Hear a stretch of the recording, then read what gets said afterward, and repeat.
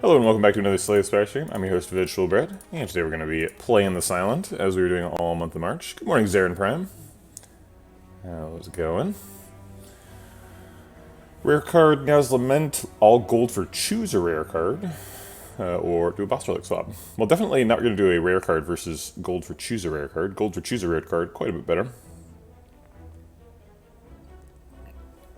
Gold is a fairly low cost. Not quite as low as max HP. Max HP is generally free. But losing all gold, not that big of a deal.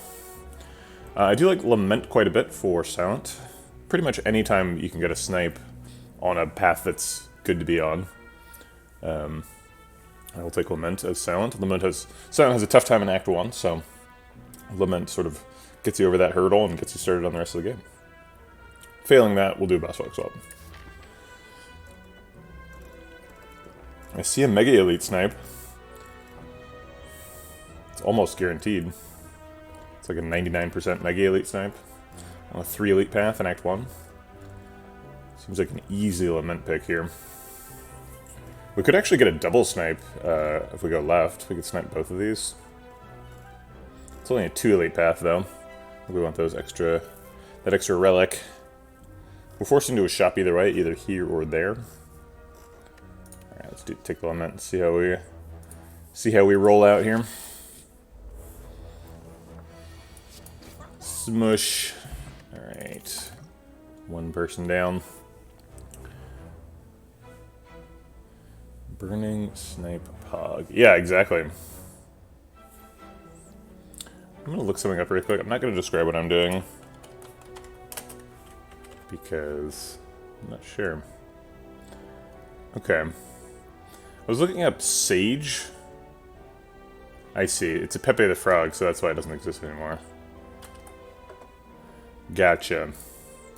Because people say Sage occasionally in chat, and I'm like, what are you talking about? Now I understand. I didn't say it out loud because I wasn't sure if it was offensive or not.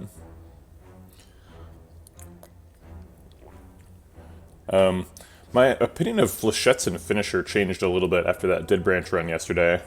There were definitely some times when Flechettes was hitting for, like, 24 or something. So if you're able to get Flechettes to hit for 24, that's pretty good. Not usually the case, but sometimes it's even better than that if you have, like, an Envenom. It's funny how Dead Branch can kind of cause you to reevaluate cards that you never play, because it, like, you have to play them, right? They just get generated in your hand. You're like, okay, fine. I'll play the card. Probably Quick Slash here. Quick Slash is not amazing because we don't have extra energy, but neither is Bane. I guess we could take Bane. Look for some poisony stuff. Quick Slash probably sets us up better for the like discard synergies and shivs and stuff that we're going to want for the rest of the game. If we pick Bane, what are we looking for at the shop? The shop could have like a Crippling Cloud, or Bouncing Flash, or Noxious Fumes, or Deadly Poison. A lot of good options. Poison Stab, even.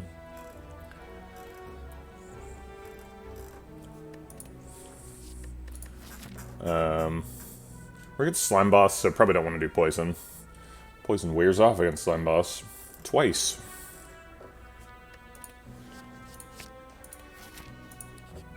Ooh, this is a fight. That's a bad sign. You're like 95% chance to get less than 2 fights when you hit 3 question marks, but if you hit a fight in the first one, then we're down to like an 80% chance. Or not 80, like, what would it be? It's like 78% chance now to snipe the Burning Light. Yikes. Masterful Stab and Finisher both attacks. Finisher seems pretty nice if we're gonna do shivs. Some really good potions for floor 2. We hit a 40% and a 30%. Next floor would be a 20%.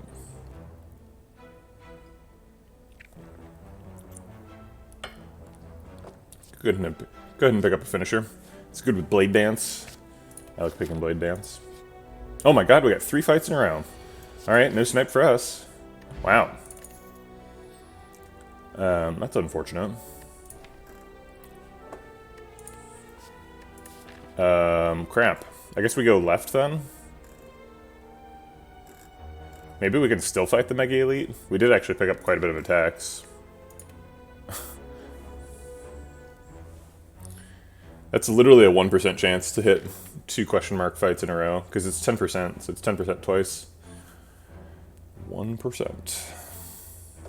Sad. We did have another one that we could potentially hit, but so this could be a hard pool fight now.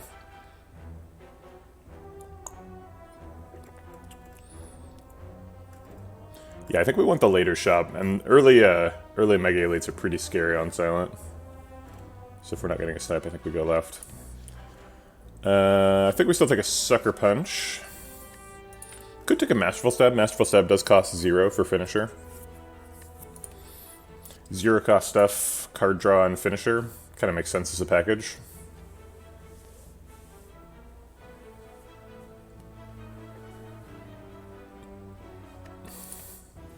Problem with Masterful Stab is, you know, then sometimes it doesn't cost 0. Sucker Punch helps block. Got like Sucker Punch. At least this one's not a fight. Probably Transform and Defend. We really want attacks for finisher. Could upgrade finisher or Sucker Punch. But I don't think we're feeling super strong, so let's take a Transform, see where we go. Backstab. Okay, well that's good with finisher. It's a shop anyway. Oof. We're losing Pantograph and Medical Kit for the run. That hurts. That one stings. You can take a Speculative Accuracy.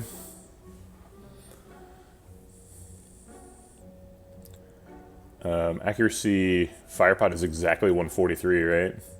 Yeah, it is.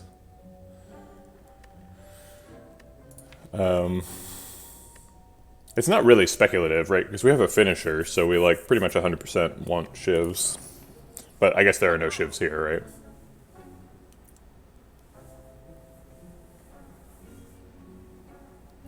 Could take a Crippling Cloud instead.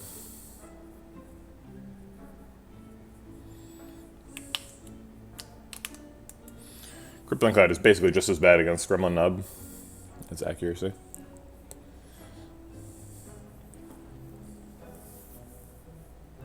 Could take a Cultist Pot.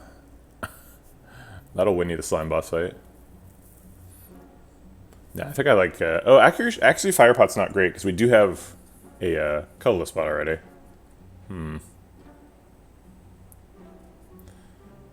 We could do, like, Slice Card Remove.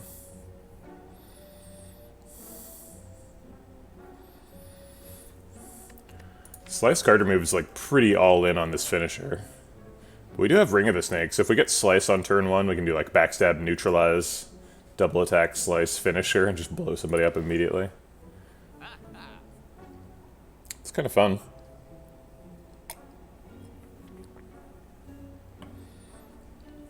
Alright, let's give that a shot.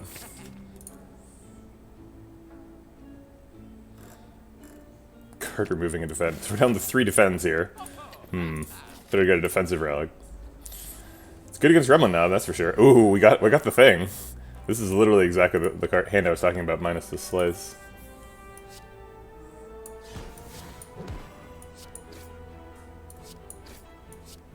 We could actually Liquid Memories the finisher too. I'm pretty afraid of Gremlin Knob as silent. If we Liquid Memories the finisher, we like almost certainly get lethal next turn, right? It'd be the 6th attack this turn, so do 36. Yeah, we would just go lethal him right now.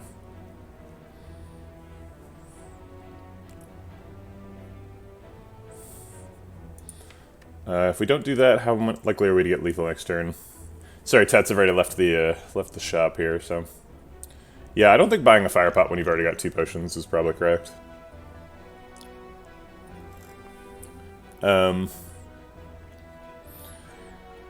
So if we could do like Quick Slash, Slice, Double Strike next turn, we do 12, 26, so we'd be taking 8. So it's basically like an 8 health Liquid Memories. I don't think we're going to get more than 8 out of it. 8's pretty decent, though. Especially when your potion slots are full. Alright.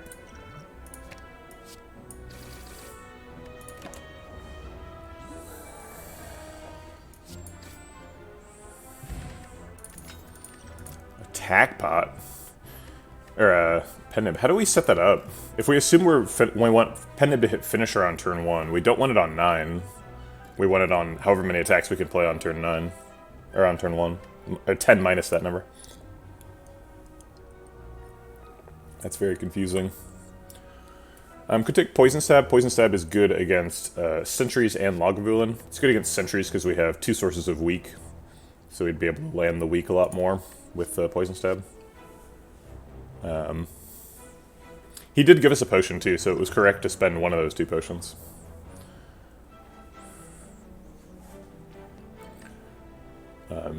Even though our potion percent was only like 30% there. So I think it might be down to 20 now. Is that right? We did 3 fights in the... So this was a fight. 1, 2, 3. And these were both... This was a shop and this was an event.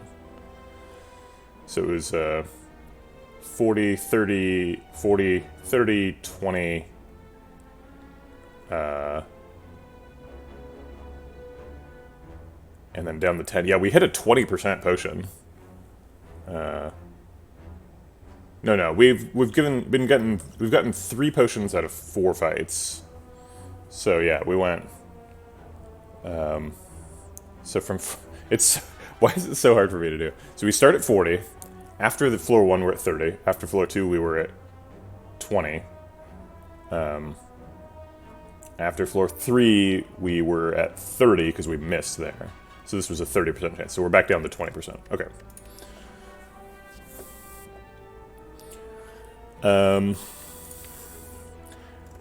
We could pick Poison Stab, but it seems kind of unnecessary. I'm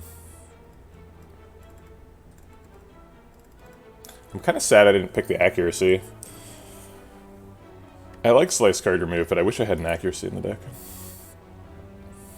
I think we just skip here. We've got so much damage. I don't really want poison against a slime boss.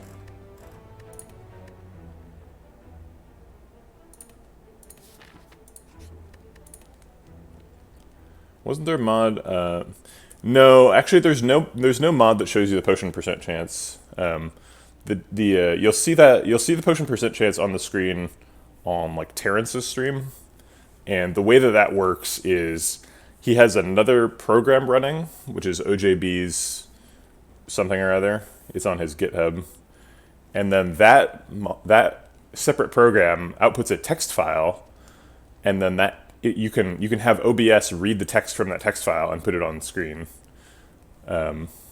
which A, is super inconvenient, and B, it doesn't actually show it to you while you're playing the game. It just shows it on the overlay. So I'd have to like go check my overlay if I wanted to see what my potion percent is, and that's just really inconvenient. So I've chosen not to do it.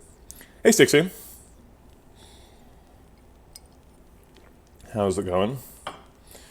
Is Maori like a Pacific Island language? I don't know where Maori's from. So upgrades, best upgrades are probably like Finisher, because we have like Pen Nib and we want to get 1,000,000 damage out of Finisher, and like Sucker Punch to get extra weak. Or we could just upgrade Backstab and then just put Pen Nib on 9 and backstab people. Like in Moana. Huh. I've seen Moana, but I don't... Do they speak Maori in it? It seems like they probably just spoke English, because it's for children.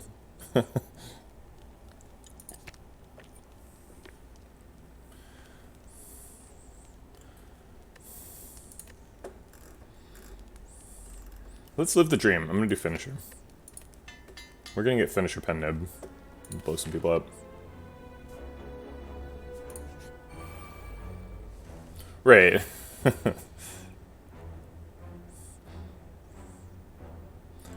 Alright, we have a Finisher here. We can't Pen Nib it because we can't play 10 attacks, obviously. But I do think we're going all in on this guy.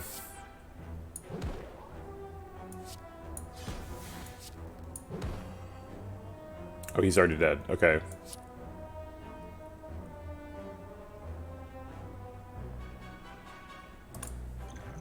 Do we attack pot? Attack pot could get dash. Block out. No, we're gonna defend. It would only save us 5 health.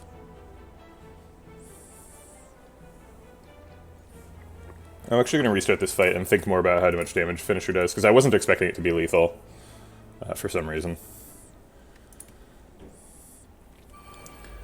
Okay, how much damage do we have?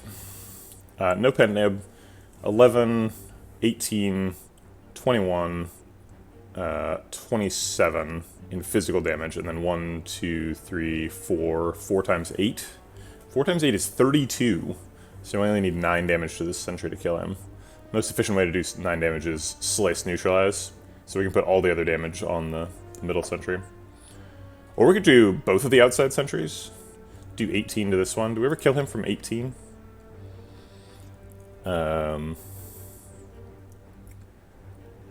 Yes, sure. Triple strike is 18. Oh wait, no. Do 18, which means he would be at 26, which is a lot harder to do. We would also play 1, 2, 3, 4, 5 attacks. Pretty unlikely to get pen nib next turn. 2. Maybe we use the damage on this sentry so that we can neutralize and sucker punch the middle one to block this turn.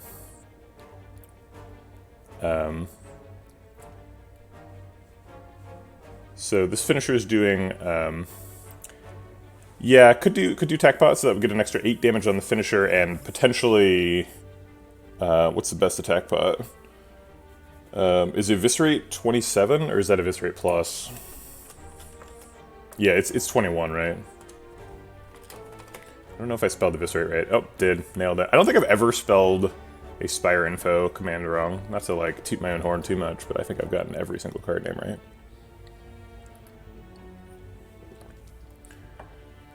I think it has the wrong numbers, though. Or maybe I'm just used to having 1 strength whenever I see Eviscerate. I feel like it's 7 and 9. Why does it say 6 and 8? Maybe it is 6 and 8 and I just always have strength. I'm gonna go open a window. My lighting looks weird.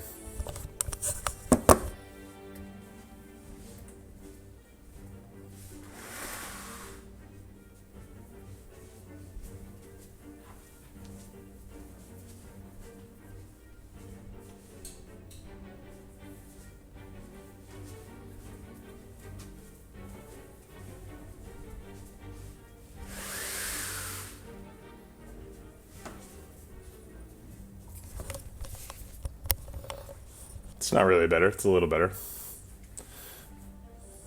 Yeah, did they buff finisher? I don't know. Yeah, so Google says I'm right. Well, that's weird.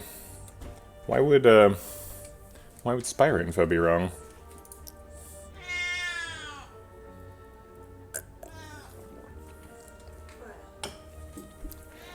So if we do get Eviscerate and we do 21 with that, then we can definitely kill this one and this one, right? I guess it's probably worth at least looking at it, right? This is our last elite, so might as well spend a potion. So all-out attack. All-out attack seems pretty insane. I guess Sneaky Strike for 0 is actually 12 as well.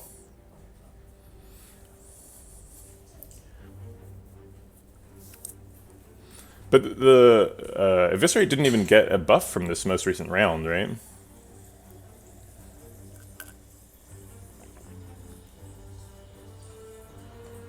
Did it? I guess they were trying to buff discard silent. Yeah, the Spire Info cards are definitely before the most recent round of buffs.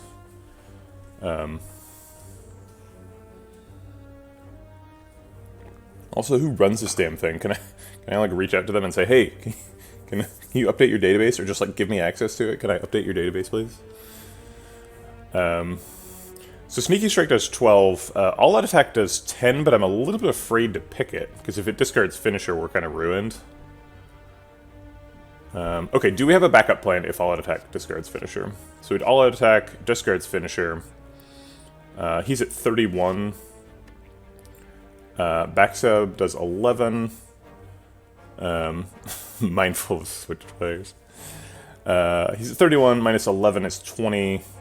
Minus 6 is 14, minus another 11, so he'd be at 3. We wouldn't be able to kill him without finisher.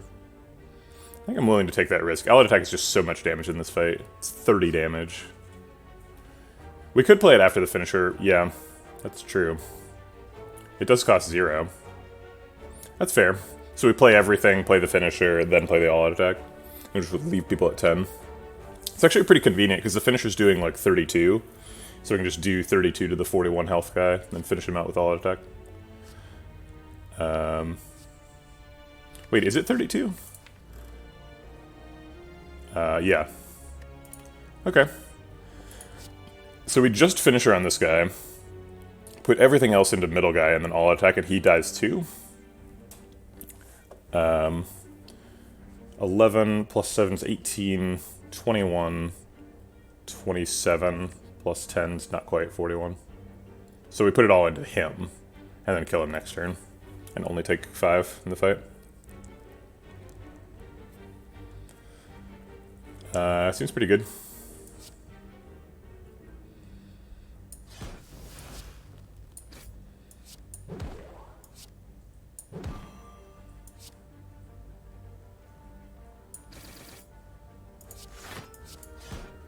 Okay, your turn.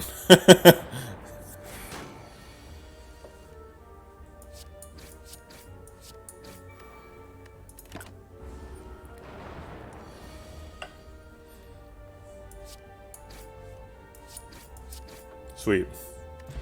Good fight. Got a sundial.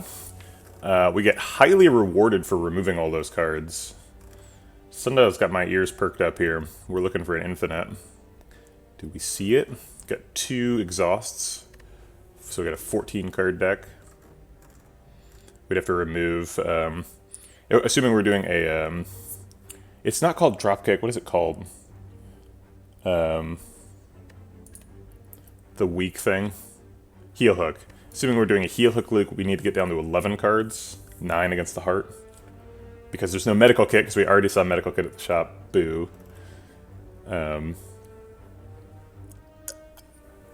So going from 14 to 9 means we need to pick up 2 heel hooks and remove 6 cards. It's not impossible. We'd have to get Pandora's Box, or Empty Cage, or Astrolabe at the very least. I think we're picking up Crippling Cloud here, partially because it enables the heel hook loop, partially because it exhausts, and partially because it's a really good card.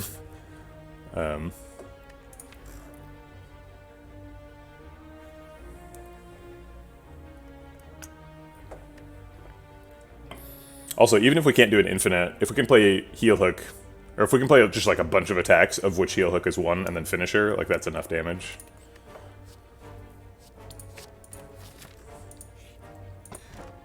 Juicy bracelet. Alright, well that's a sapphire key, right? I don't see any reason to think choosy bracelet's good.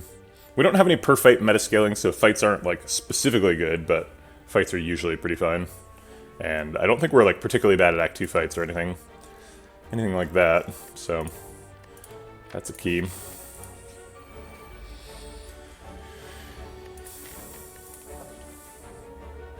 We're gonna finish one of these guys, probably this one. Actually, probably this one, because it's 16. I think we can probably get through this guy's armor. Yeah, we can.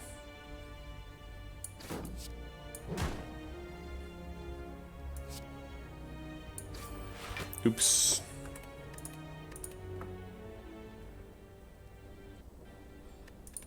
Used all my energy. Left the finisher in hand.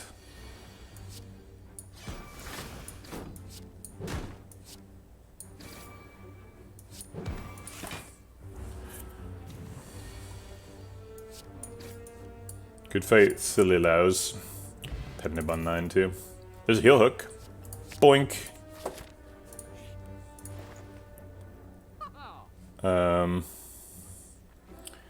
So we kind of need to save our money for card removes if we want to go for a heel hook. We are allowed to take 1,000 cuts. 1,000 cuts is a power.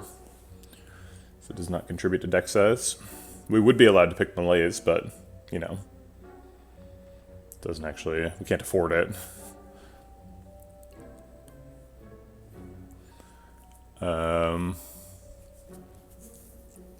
don't think I want 1,000 cuts, though. 1,000 cuts is fairly synergistic with Finisher, which is definitely something we're doing. Also losing orange pellets for the run, so we lost some really premium shop relics in these early shops. We'll never have access to medical kit or orange pellets. Lame. Could pick up a dash. It does add a card to the deck, but it's a nice dense card that attacks and blocks. Does a lot of stuff. Works well with Pen Nib if we don't have a Pen Nib finisher lined up. But I think we're pretty happy with Pen Nib on either finisher or backstab, and backstab already does more damage than dash. I'll take a quick break, I'll be right back.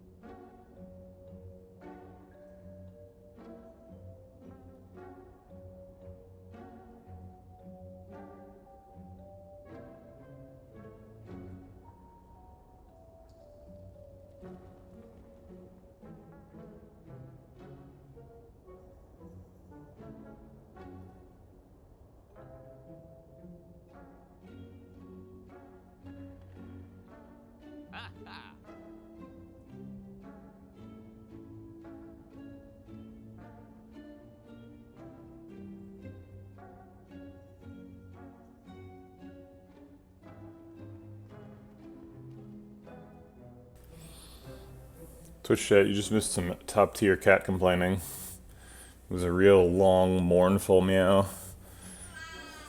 Not like that one. That one was just a off the cuff quickie. Could take a dagger throw, helps us draw cards and proc the Sundial. Sundial is good even if you don't do infinites, right? You don't have to pick only infinite cards.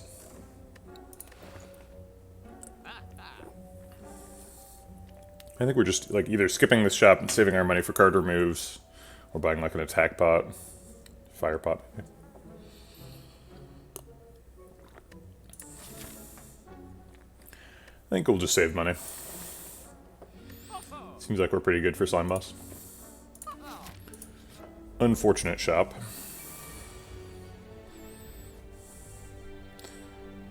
Let's go backstab the Pen Nib. And it looks like we have lethal already. Sweet. Hard pool fights? What hard pool fights? We're skipping these. We don't need more damage, not like this. And grabbing an extra upgrade, I guess. Sucker Punch makes a lot of sense. Backstab for the better pen nib procs. Heel Hook is going to have a high drawn played rate if we end up doing an infinite. We'll draw it once and play it 1,000 times. It's a high drawn played rate. Backstab does get 4 additional damage. It's quite a bit. I'm going to go with the Sucker Punch here. 2 weak is pretty significant. I wish that Quick Slash drew 2 cards when upgraded. Like Pommel Strike.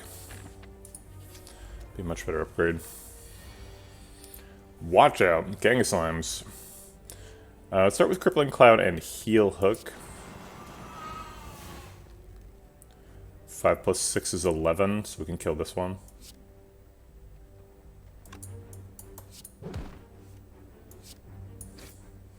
And then Backstab kills another one. And then we block the last one.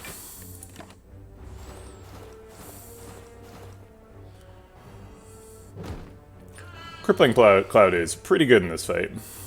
Alright, that should finish him off.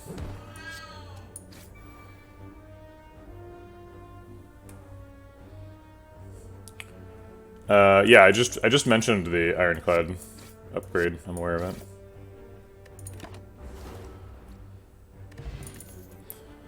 it. Blade Dance seems extremely good with a finisher and Pen Nib. It does add a card to the deck.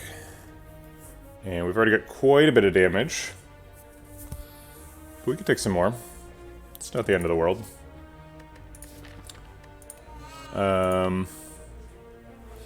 Blade Dance kind of jumps right to the top of the upgrade queue. If we pick it. Yeah, I think with a finisher, it's too good to ignore. Get a Blade Dance, give it a plus. That 1 energy, 16 damage shenanigans.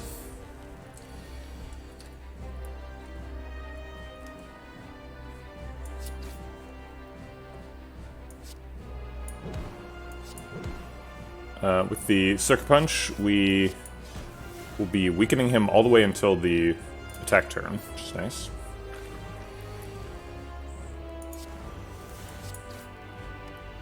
Doesn't look like we're on the path to a good split, although I guess we do have Pen Nib proccing.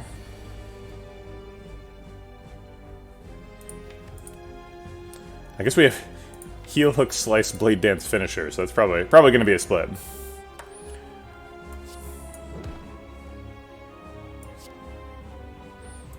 I think awkwardly we're putting the Pen Nib on a strike here. Strike and Slice are the maximum damage, because we want to get finisher after Blade Dance.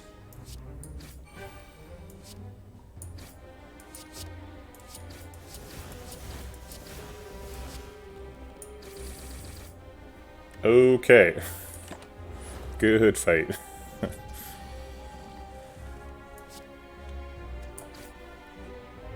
We could try to do a smaller attack to set up Pen Nib better, but 7's already fine. Okay. Phantasmal Killer. We turned down the 1,000 cuts, but the 1,000 cuts was at a shop last time. It's not at a shop this time. This time it's free. It's up against Bullet Time and Phantasmal Killer. Bullet Time seems like a bit of a non-starter. There's a bit of draw in the deck. With the Heel Hook and the Quick Slash. So making those free but then unable to draw is a bit bad. Bullet Time would be more pickable if we still had access to orange pellets, because we could reduce the cost of everything to 0 and then purge that debuff and then continue drawing cards. But we can't do that because we've already seen orange pellets.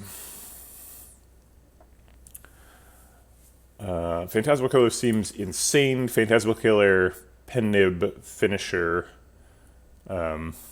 seems like a way to get some pretty big numbers.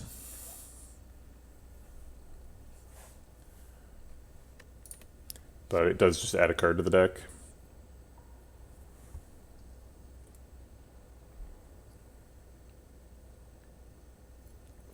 Yeah, Phantasmal Killer definitely great. Does add a card to the deck though. But I don't think we're going to infinite unless we hit Pandora's Box. So let's go ahead and take the Phantasmal Killer. See what we get.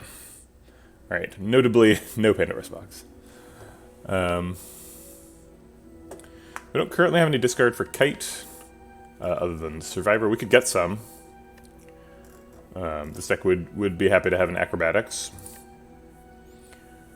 Could take the Philosopher's Stone for low punishment, extra energy, or the Ectoplasm for high punishment, extra energy. So it's either Philosopher's Stone or Hovering Kite. The penalty for Hovering Kite is that it's inconsistent. The penalty for Philosopher's Stone is Birds and Heart. We don't currently have any Piercing Whales, which is sort of the main way to mitigate Philosopher's Stone. We'd be pretty happy to take Piercing Whale because it exhausts and we're trying to have a small deck. No, I think Ecto is just worse than Philosopher's Stone. I actually don't think these are ugly relics. I think Philosopher's Stone and Kite are both fine.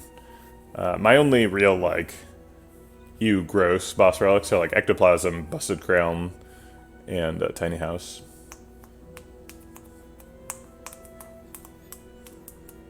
So we have one gross one, I guess.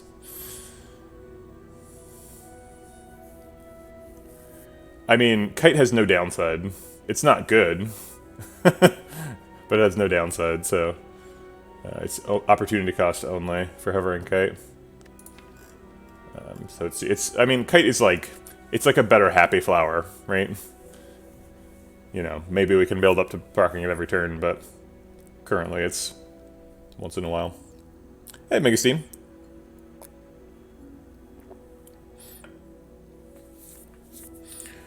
Do we need a 4th energy? We've taken a Slice. The Backstab. We can upgrade Phantasmal Killer to cost 0.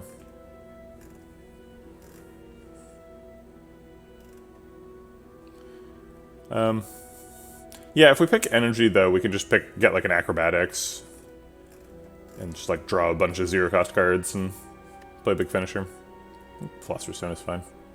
It's a little bit dangerous, but we're already like killing people really quickly. So we don't really care about their attacks, because they die first. Is the theory. Let's see if that works out. Champ. It's our Act 2 boss. 3 elites are available. One of those would have to be the Mega Elite. I like this little path. Fire Elite Fire. And then a Fire Elite. Or Mega Elite. That's why we call them Megas and not Fire Elites. So Fire Elite Fire, Mega Elite. And then a 3rd Elite later. 4 question marks in the act. It's okay. Sometimes you can get up to 7. Doesn't look like that's possible here. Looks like 4 is actually pretty close to the max. The max is 6 if we get these 2 instead of that elite.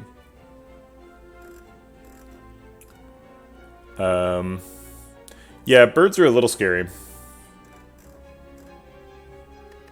Should be okay though, because we have like Blade Dance, so we can knock down birds. Crippling Cloud's super good against him, so is Finisher.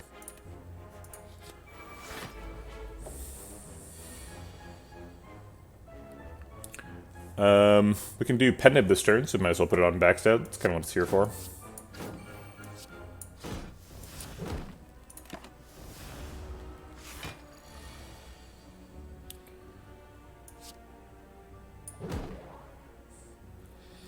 I guess we play all the cards.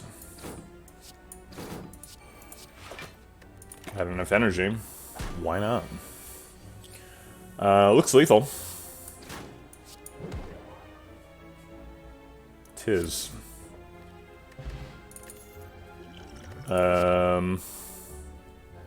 Second Blade Dance, Cloak and Dagger, or Quick Slash. None of them say plus. Second Blade Dance seems pretty good. Double Blade Dance Finisher. Wha-pow! Hard to say no to that. Let's probably take a Regen Potion over a Colorless Potion. I do value Colorless Potion pretty highly, but Regen Potion is pretty premium. I'll take Blade Dance. Here's the birds, as promised. So we can knock one down. Haven't added any cards that say block yet. I believe that's true, yes. Crippling Cloud doesn't say block, but it does block. Same with Sucker Punch.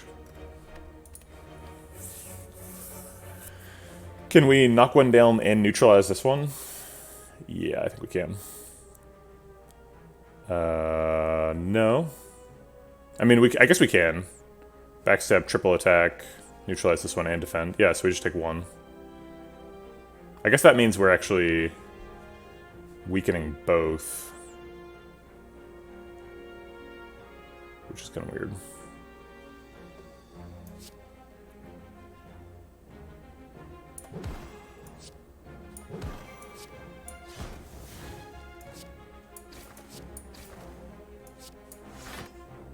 Okay.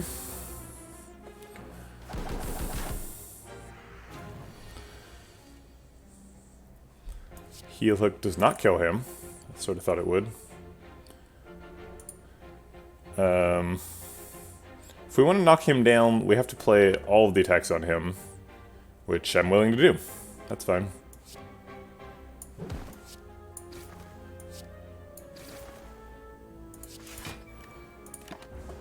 Two birds down, one bird to go. Got a Blade Dance next turn, hopefully. Blade Dance? No. Well, Crippling Cloud blocks a little bit. Maybe we had lethal, actually. No, we didn't.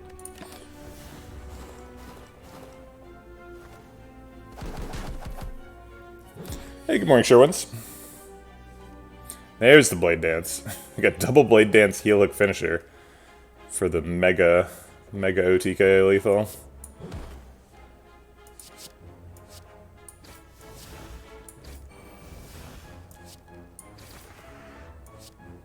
Ridiculous. Setting up Sundial for, or Pendant for next fight. There's a limited amount we can do. Okay. Yeah, we moved the cam, because it blocks collector intentions. I'll probably move it back next month, because next month is defect month, and this camera position blocks defect orbs. Gotta kind of pick your poison. Extra Sucker Punch says plus on it. I don't think that's necessary. We've got to neutralize a Sucker Punch plus and a Crippling Cloud currently for our week. Seems like enough. We don't have any discard synergies for Dagger Throw. Yeah, I'm not really that worked up about blocking the Relic Bar. I kind of just like, it never matters, and then when it does matter, I move the camera. Oh wow, okay. I'll take neither of these. Liquid Bronze is good in specifically the fight that just finished, so we don't need that. Poison Pot's just worse than Fear Pot. Regen Pot's better than both. This fight. Crippling Cloud's nice on one. Crippling Cloud Phantasmal Killer's definitely both happening. I guess I'll play Quick Slash first. See what we get. Oh, crap. Well, now we've got to play Blade Dance. So I guess we're skipping Crippling Cloud to get a Pendant proc. So this thing's going to hit for 22. Hey, Rube MPD. I see you're trying to sneak out another coconut reward from somebody else. Well, I won't debase myself for it this time.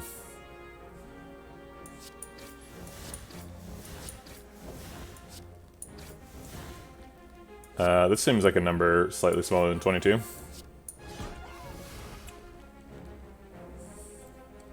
Alright. Phantasmal Killer, do it all again next turn. Let's start with Neutralize Heel Hook. This is already lethal on him. So we'll switch to this target. Actually, 42 is pretty close to being lethal there, too. I guess I can use 42 to be perfectly efficient and then defend Survivor to block out. Sure. Oh, it was 48. My bad.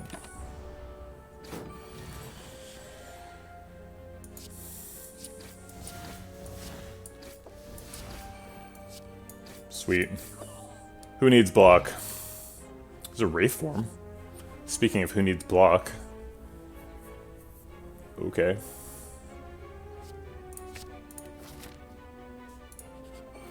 Stealing the top upgrade spot from Blade Dance Minus. Is it happening? Can we do a Pen Nib turn 1 finisher? This is 3, 4, 5, 6, 7 attacks. So this would be the 8th one, so it'd be on 9. If Quick Slash draws Slice, we can do it. Or Blade Dance. Nope. Drat. See if we can weave these shivs in to just hit armor.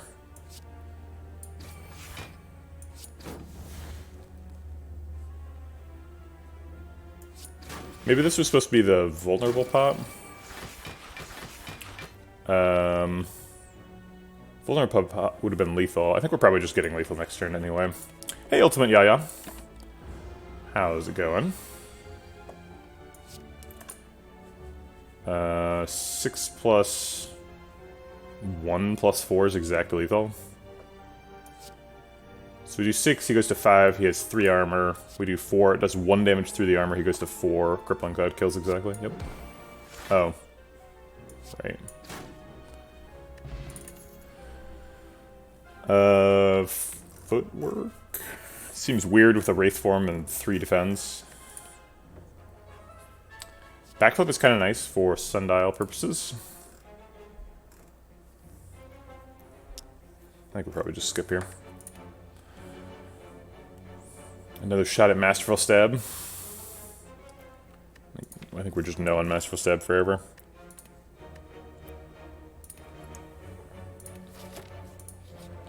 Alright, let's get that Wraith form upgraded.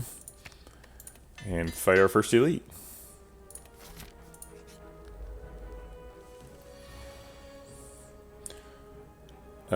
Crippling Cloud's nice here. It's definitely a regen pot fight.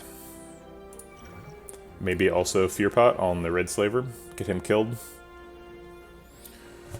If we don't Fear Pot, we have 16 plus 11 is 27 plus 12 is 39 damage. Fear Pot sort of does 1/3 of his health in damage, so it's like 13 damage. So it should be a kill. I mean, blocks for 15, right? So seems like a good use of Fear Pot.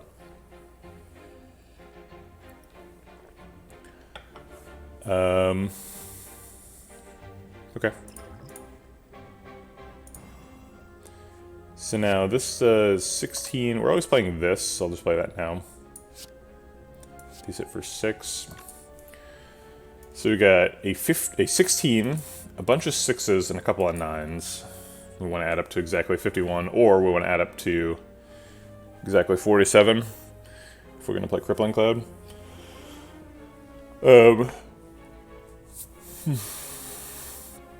Okay. So 16, if we try to do greedy first, 16 plus 18 is 34. 34 plus 6 is 40. Plus 12 is 52. It's pretty efficient. It'd be nice to skip one of the strikes so that we can survive our Crippling Cloud. And I guess we can, right? So if we backstab, that's 16 plus 4 is 20 plus... actually, we'd be skipping both strikes in that situation. So 16 plus 4 is 20, plus 6 times 4, or yeah, 6 times 4. 6 times 4 is 24, so that'd be 44 damage, it's not enough. Alright, so I guess we're not playing Crippling Cloud. So we get to play both strikes in Survivor.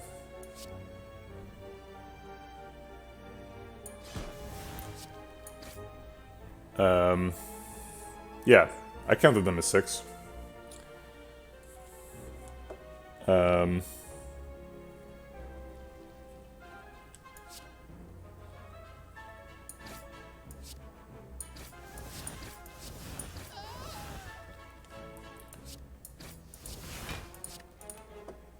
Okay.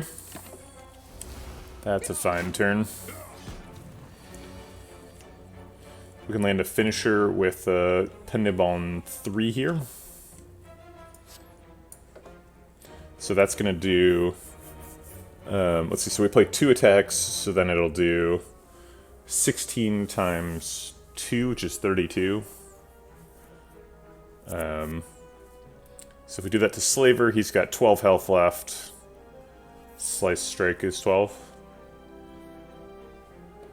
Let me do the rest of Taskmaster.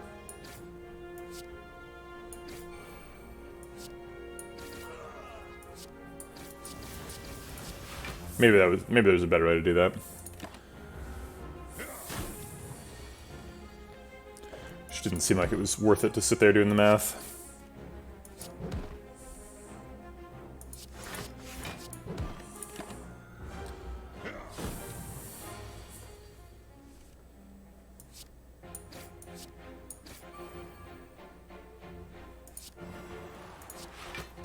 Wraithform only blocks for like 2 there, but it might block for more next turn.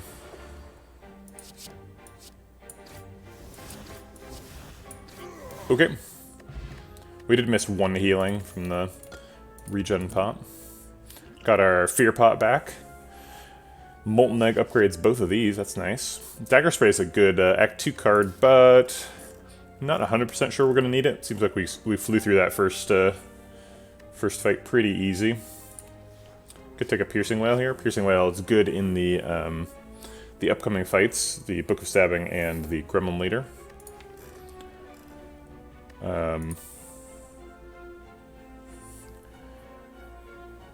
Egg is pretty good. We're definitely pro bites now. We would say yes to bites. We have all 5 of our original strikes, and Molten Egg makes bites insane. Plus we're at about 2/3 of health, so we wouldn't lose any current health. Be a really good pickup. Go grab a Piercing Wail, sure. And then an upgrade versus a shop. Not a great shop. And we can take one later, so I'll just take an upgrade. On Piercing Wail, Blade Dance, or Phantasmal Killer. I guess it could be neutralized, technically.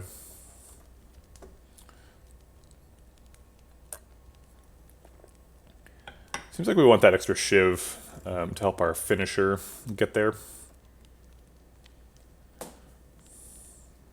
Okay.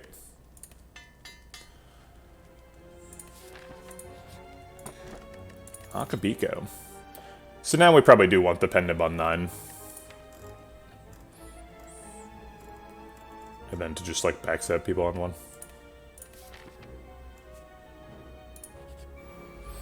Max HP, Book of Stabbing. It's a race. Definitely a Fear Pot fight. Do we do it now, or do we wait a turn? We do it now. I think we're always Piercing Wailing this turn. And then defend, play all the attacks.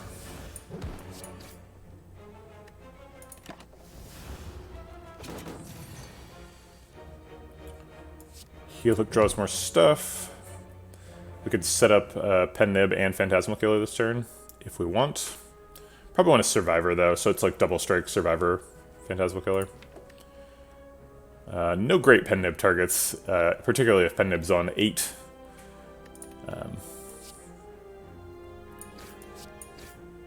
But that's okay. Could just go full commit, too. 8 of my health, or 9 of his.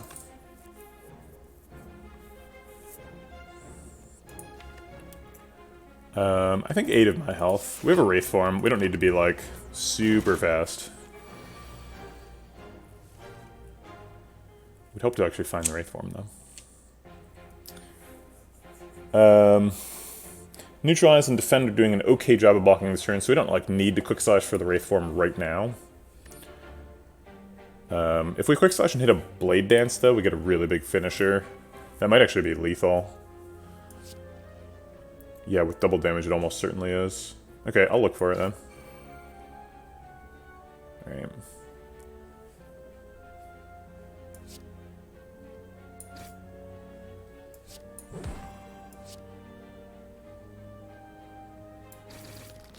Oh, sweet. Okay. Surprise. Sure. Speed button key are always happening. Some pretty weak damage commons. I don't think we're too excited about that. Catalyst with no poison. I don't think we need that either. And we want to bottle any attacks. Could bottle the finisher. Bottled finisher plus pen nib seems pretty good. It does mean that we never Phantasmal Killer the finisher. But we draw 7 cards on turn 1, so we can start to get pretty reliable. Like, we can set pen nib on 5 and get a finisher with 4 attacks or something sort of strategy set up. We've been struggling to, like, figure out what the pen nib strategy is and kind of getting it on random attacks. So if we bottle the finisher, I think we have a little bit more of a plan. Sure. And none of these. Alright, one more question mark. Look for bites, and then go to shop. Nope, it's a library. Could look for the second heal hook. Not a super high priority. Look for another Wraith form. Getting cards is usually pretty good when you've got an egg, right? So just get like a dash plus or something. Yeah, there it is. Accuracy's here. Ooh, Glass Knife says plus on it. Wow. Glass Knife plus is a hell of a card. Really good with Akabiko, too. Really wish I could have bottled that. Bottled Glass Knife with a pen nib on 9. Akabiko. It's a hell of a lot of damage. What is it? 80 damage on turn 1? Smash. Well, yeah, Phantasmal Killer hits for the same amount as pen nib, right? I guess it's 160 if you can line it all up, but then you can't do it on turn 1 anymore. Could take an accuracy here. Accuracy doesn't add a card to the deck if we're still concerned about that. Choke seems relevant as well. But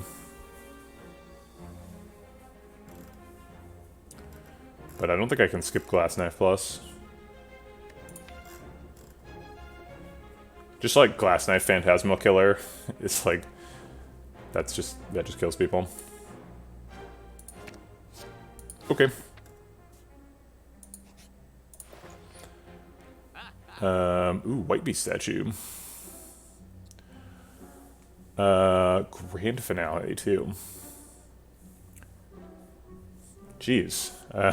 I guess Grand Finale and Die to Die are both guaranteed to be upgraded by the Molten Egg, but having 2 upgraded rare attacks is like, whoa.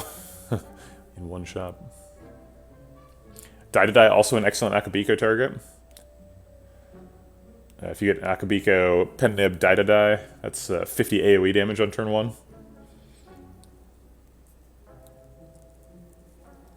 Generally pretty effective. We're not able to set up Grand Finale currently. We don't have any well-laid plans or Pyramid or anything. So I don't think we're taking Grand Finale. Stormsteel would definitely be pickable if we took that accuracy, but we did not. Doesn't seem like Stormsteel is particularly good. Is this another situation where we're like ahead of the curve, so we should take Prismatic Shard? We did that last week, and while we lost the run, it was just due to mental fatigue.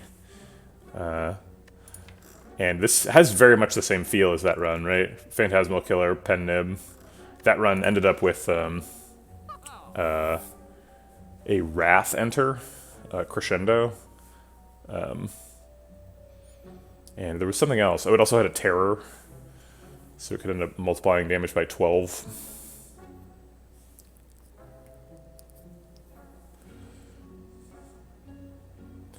Why does being ahead of the curve mean getting to take Prismatic Shard? So Prismatic Shard is bad, right?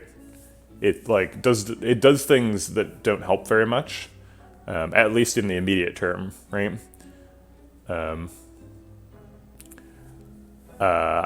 But it opens up crazy synergies to do like absolutely busted like stuff. So if you're able to take if you're able to spend 164 gold on basically nothing right now, and nothing for like at least an act into the future, then you give Prismatic Shard time to pay off, and when it pays off and wins you the game. So like Prismatic Shard, in this situation, for example, if we got like a second wind, or like a True Grit, we can exhaust down the deck and do Heel Hook loops. Right, or like Talk to the Hand, right? There's just like, other cards just have some busted cards, right? But that's, you know, like Silent has busted cards too, right? They're fairly balanced. It's not like we're just trying to get Watcher cards because Watcher's insane. It's mostly just we're trying to get silly things to happen for this deck. We can actually afford Prismatic Shard, Die, and card remove, right? Let me just math that real quick. 164 plus 77 plus 100 is 341, so I guess we're off by 4. So not quite. We also can't afford White Beast Statue, Die, or White Beast Statue, remove.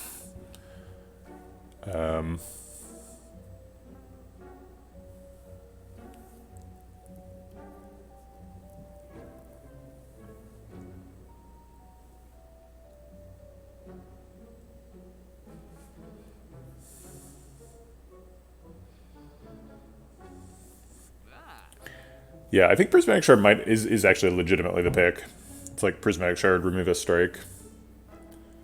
I guess White Beast is quite good, though. We could do like White Beast into like Sacred Bark, maybe.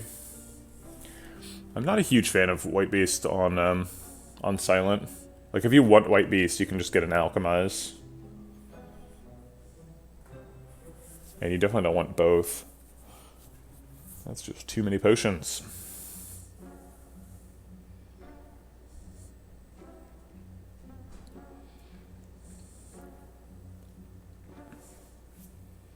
Yeah, I think legitimately the pick here is Prismatic Shard, card remove. The thing about White Beast is it's expensive, right? Uncommons are... I thought that White Beast was a rare, but I guess it's an uncommon. That makes sense. It's expensive, right? So much gold.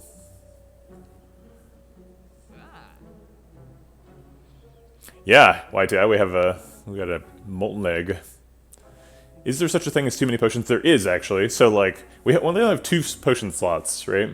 And part of the way that we want to win the game is we want at least one of those potions to be, like, for the heart, right? We want to hold, like, a Ghost in a Jar, or, like, a Artifact Potion, or, like, a Duplication Potion, you know? Like, something that, like, is super good. And so if you have, like, a White Beast statue and like a Burst Alchemize, it's like you just drink that 1 potion slot 3 times a fight, and it's like not actually very good.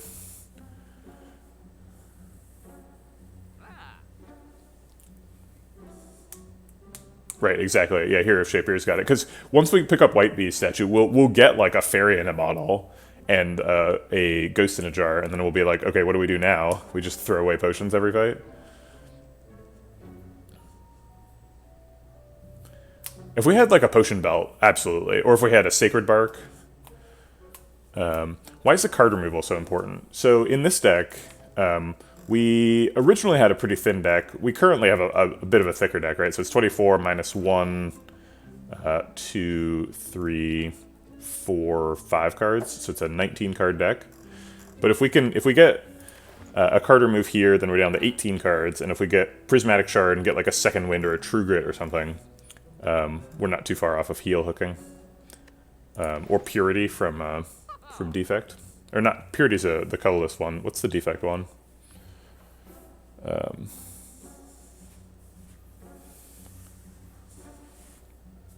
Whatever. There's card remove in other classes, or exhaust synergies. I'm gonna do it.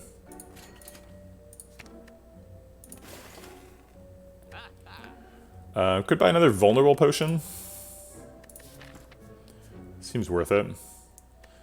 Act 2 elites are scary. Recycle, thank you.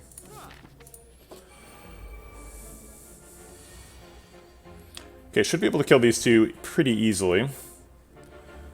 Probably want to start with Glass Knife to respect Akabiko.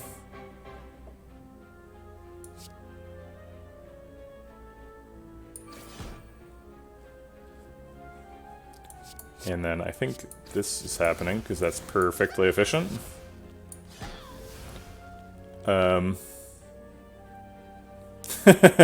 Yeah, defect should be fun. We're actually getting a Pendium on 9 on finisher after playing like 10 attacks here. So this is a pretty insane turn.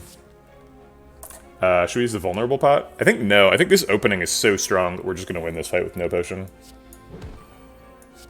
Yeah, 16 times 7 is a really big number. In fact, that might be lethal right now. Yep.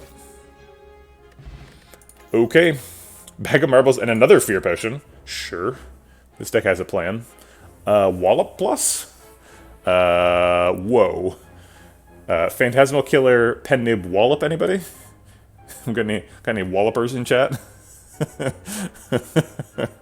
That seems just wrong. This shouldn't be allowed. This is way too good in this deck. Wallop with Akabiko. Wallop Akabiko. Pennib on turn 1. Man, this Bottled Flame showed up like a couple of floors too early. If this Bottled Flame had been a little bit later, there was so many good options. We could have bottled like a Die or like this Glass Knife plus with an Akabiko. Wallop. I would have been so happy to upgrade to bottle those, but I ended up bottling a Finisher because I was like, well, it's better than Skip. Man. Alright, Wallop's insane. I think second Fear Pot might actually be better than Speed Pot. Speed Pot doesn't do much, and we do need to get down the artifact charges in for Champ. Oh wait, no, I thought this was Hyper Beam Guy. This is Champ. Yeah, we can't get Necronomicon, unfortunately. No more question marks.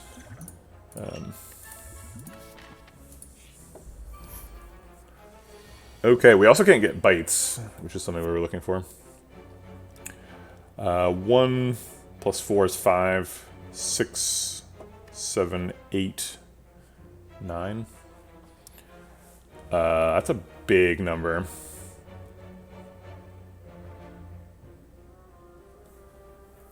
Let's do, we have Marbles Akabiko, so we need to do our biggest attack first, which is Backstab. Are we killing both this turn? Because maybe we're supposed to Backstab on Mystic. So this is going to do 8 damage, 8 times 1, 2, plus 4 is 6, 7, 8. So 8 times 8 is 64. 64 plus 15. We can easily do 15 from other sources. So this backstab is actually going to be inefficient if we use it on him. So we're going to do 15 damage. So we do, that'd be 14. I guess we'll do 16 from just do all the blade dance on him. Oh wait, these are hitting for 6 also, and these hit for 9. 6 plus 9 is 15. Get mathed. I think I counted too much damage from Finisher, though, because I counted both Quick Slash and Strike. But I also didn't count the marbles. So 66 would be...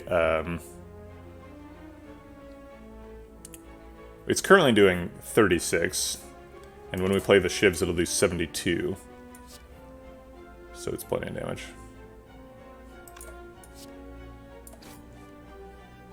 Yeah, it is lethal. Okay. Ridiculous.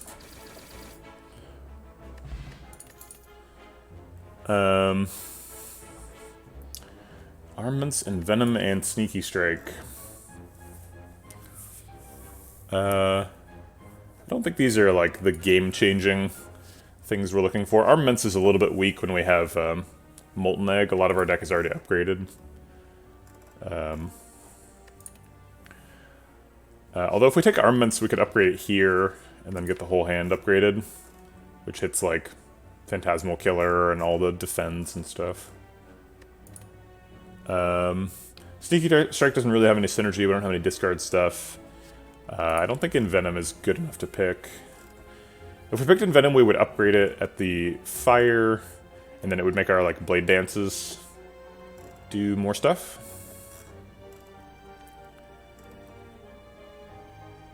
Yeah, it's just not good enough. I think we're skipping. Looks like another upgrade. I feel like we're doing a lot of damage to champ very quickly. Phantasmal Killer would be nice. We definitely want to play that every time we see it, and we're under a little bit of mana pressure to get finishers done.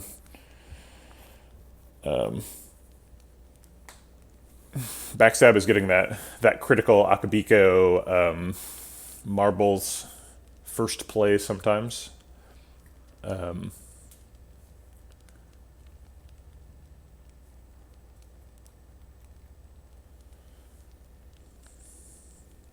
think it's Phantasmal Killer. This is hard to question. Maybe we should have rested there. I didn't really think about rest very much. Okay. Looks like a finisher turn. First attack goes to Wallop, because then we block out. And then the Pendant attack goes to Backstab. And then Blade Dance neutralize finisher.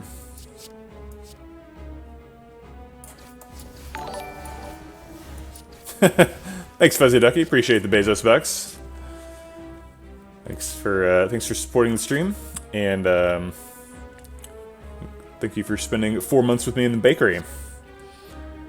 All right, so this is 84 damage. Sure. So we're almost splitting him already. Is that good or bad? Seems like it might be bad. Ooh, first haircut for a year and a half. Dude, I have that feeling. Yeah, I didn't wait quite that long. I waited like 9 or 10 months or something. Hey, Now Sky. Things are going good. Got kind of a wacky one going. We just picked up a prismatic shard. We have like a prismatic shard, Phantasmal Killer, Pen Nib, Wallop thing that we can do sometimes. Seeing if it's good enough to beat champ.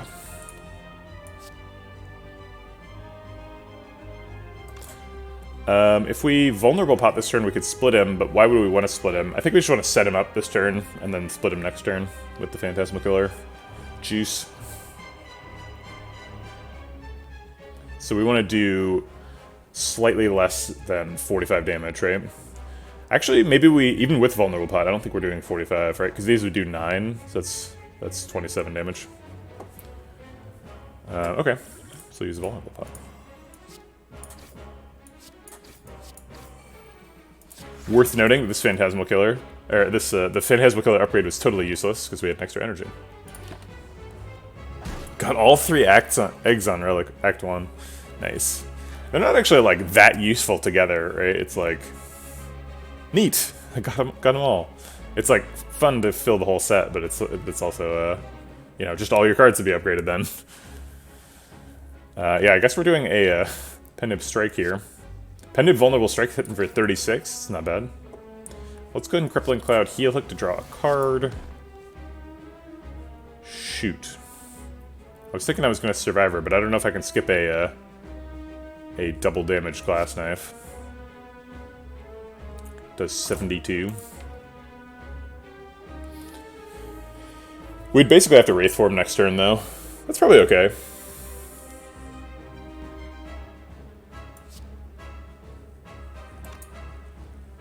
I mean, we're only blocking for 6 anyway with Survivor. Pretty sure that line wins the fight.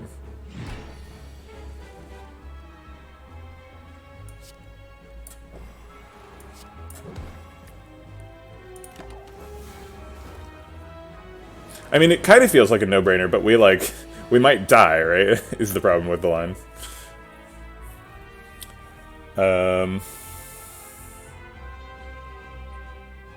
I guess we play all the cards. Now, this time the Phantasmal Killer upgrade matters. We want the Pen Nib on Wallop. Is Pen Nib happening this turn? Tis.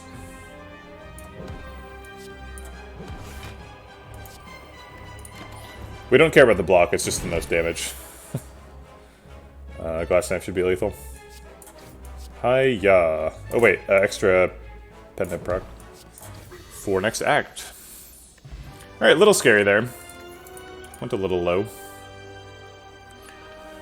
We could get a Thunder Strike. Echo Form seems busted. Echo Form Finisher.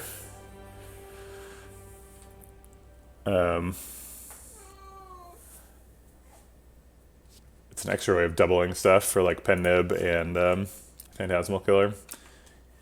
So we could do Echo Form Phantasmal Killer Wallop.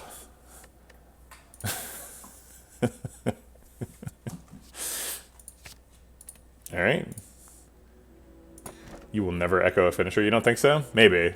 Yeah, oh yeah, that's true. That's because you echoed the first thing. Sorry, I was just thinking it lets you play attacks twice, but yeah, you don't want to play the first attack twice.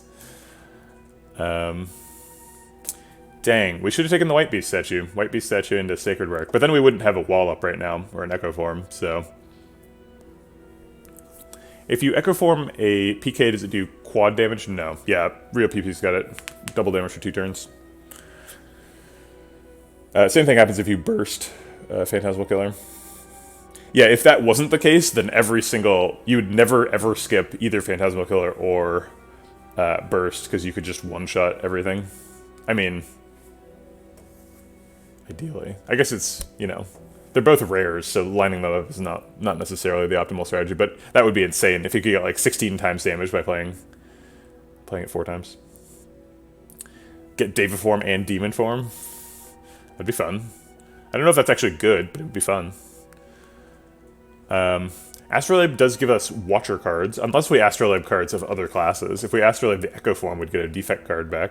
That's a weird interaction. People might not know.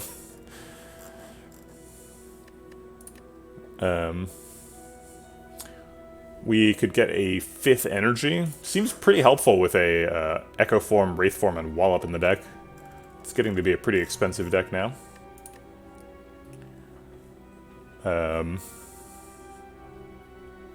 already have our green key, so our pathing is pretty free in Act 3. We do have to go to a fire, but if we're forced to go to a shop after the chest, that's fine.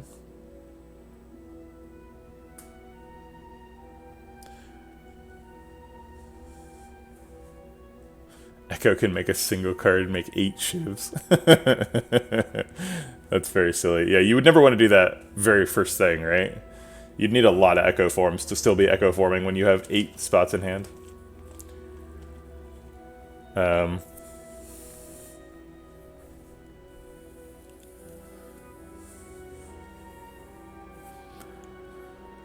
So we probably don't want Sacred Bark because... Oh wait, maybe Sacred Bark is good because we have Ghost in a Jar. Getting 2 turns of intangible seems pretty good. That's kind of just like taking a boss relic and planning to never use it until the Hearth, though. And because we currently plan on saving that Ghost in a Jar, right? Having a Ghost in a Jar skip an entire Heart cycle is pretty nuts, though.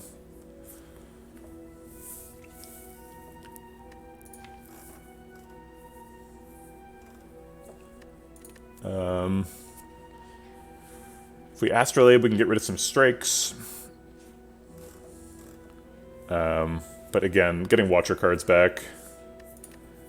Gross.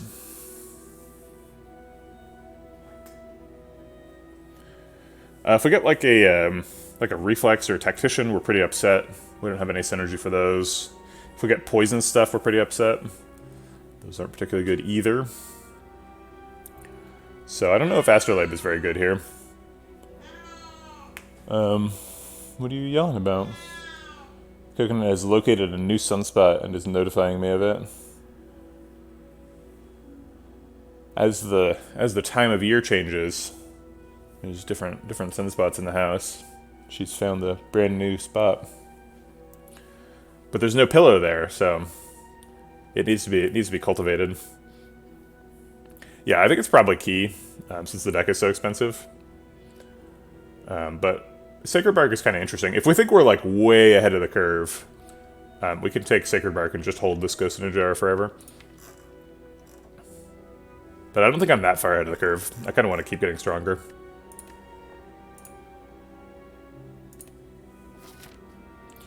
Alright, Awaken 1 is up first. Interfering with our Echo Form, Wraith Form plays of getting 6 intangible.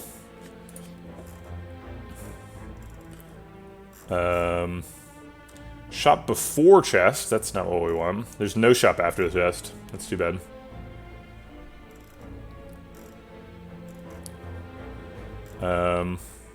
Rats. There's a 3 elite path on the left. No other 3 elite paths that I see. Maybe I'm missing one. Nope, I am not.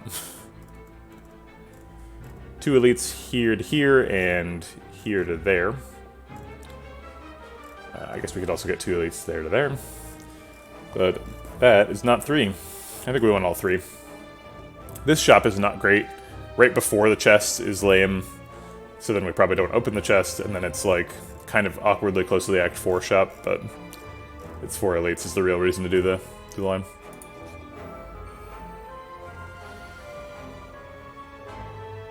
Yeah, if you echo form your echo form enough, then it doesn't matter, and you can do whatever you want.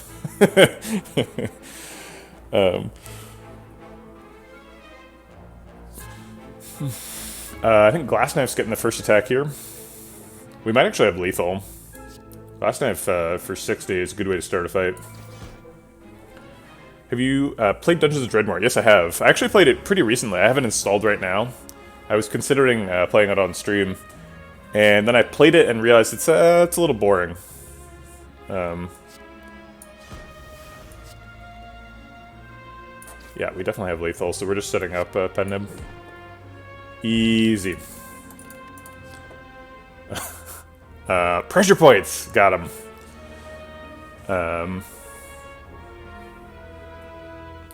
Spot weakness?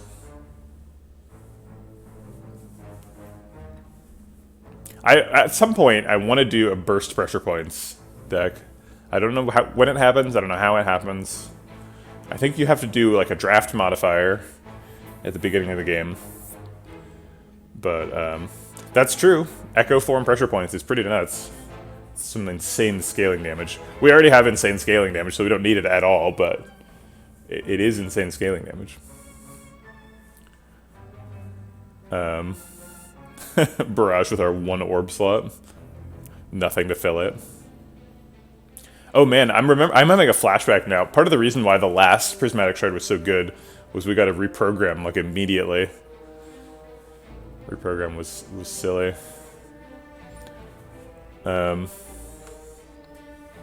Ew, swapping into 3 pressure points? That's so good. It's not good against Gremlin Knob. You might have to dodge Act 1 elites with that, but... yeah, I think I'll take a spot weakness. I mean, there's pretty limited downside when we've got 2 Blade Dance pluses and a Glass Knife. And a Wallop. Strength Pot versus Fear Pot. I think we like the Fear Pot better. Fear Pot helps us multiply things, and we're multiplying things.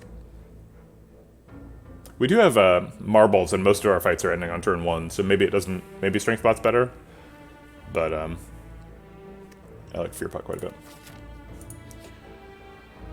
Okay, this might actually be a take damage situation. Our gold is like pretty precious. I don't remember the last time I took damage at this event. And our potion slots are pretty full. But if we buy 3 potions, like, maybe we find a second ghost in a jar, right? Or like a fairy in a bottle. But we have to, like, throw away a fear pot to get that whatever potion we're taking from this. I'm just gonna take damage. Fear pot's great. Ghost in a jar is full forever. Ghost in a jar is literally the best case scenario for potions. There's no better potion in the game. Like, nothing will ever replace this, so I'll take damage.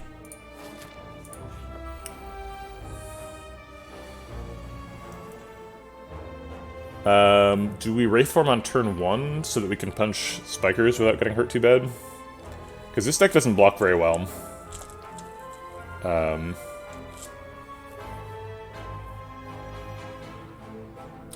I think we do. So Glass Knife is hitting for 60, so we can just Glass Knife him to death.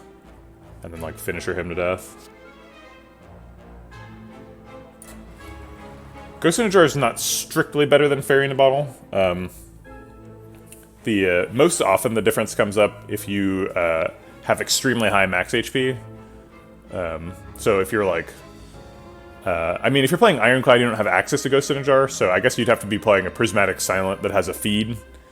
But if you're playing a Prismatic Silent with a feed and you have a lot of max HP, or through some other mechanism, right? Like maybe you got an early Singing Bowl or something. If you have a lot of max HP, Fairy healing you proportionate to your max HP could be pretty important. But yeah, almost always Ghost in a Jar is better. Alright. That hurts. This is for 12, so if we hit him 4 times, he dies. We can't quite hit him 4 times. Oh wait, 24 times too is also lethal. Sweet. Alright, so we took 4 damage to the spikers. I think that's pretty good. I don't mind that at all. Could have set up Pendant better there. It's a small mistake. Entrench, Halt, and Compile Driver. Why is it better? Just like Ghost in a Jar saves you from dying. And like Fairy in a Bottle doesn't on a big multi-attack. I mean, they can be comparable. They're both definitely good. I can't tell you why it's better in absolute terms. I can just tell you, on average, becoming intangible at will save you more health than if your health gets set to 0, it gets set to some other number instead. I mean, sometimes Fairy in a Bottle is absolutely insane. If you can get to 1 health and the heart hits you for 50, and then instead of taking the 50, you take 1 and then you heal to 1/3 of your health, like, that's like super good. So in that situation, Fairy in a Bottle is way better than Ghost in a Jar, but the Ghost in a Jar situations are way more common. I think the main difference is you have control of it. You can just drink Ghost in a Jar whenever you want. You can only trigger Fairy in a Bottle when you're at 0 health.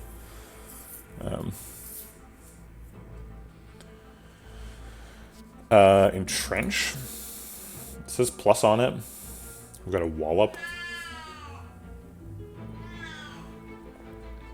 I keep thinking things are good with Echo Form, and they aren't actually good with Echo Form. Like, playing Entrench twice is insanely good, right? Because you quadruple your block. But playing Entrench with Echo Form isn't very useful because you don't have any block when you start your turn. Meow! You think you can just walk around the house yelling at people, but you can't. You'll get picked up, and then you'll have to stop yelling.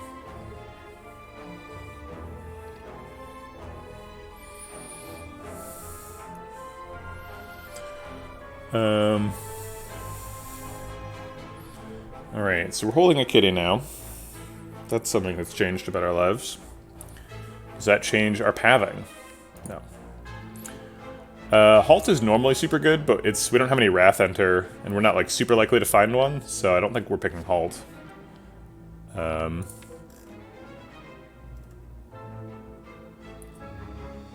you do not take the rest of the damage. So the damage that causes you to die gets ignored.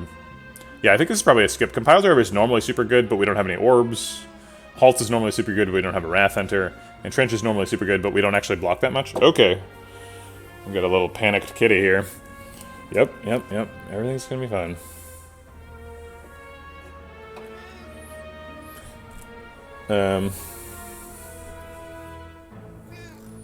Meow. Alright, so we skip. Man, I really want to pick the Entrench, though. We could actually get a Barricade. We're eligible for Barricade. It's a specific rare card when our pool is 4 times as large as normal, though, so I think that's probably not a good idea.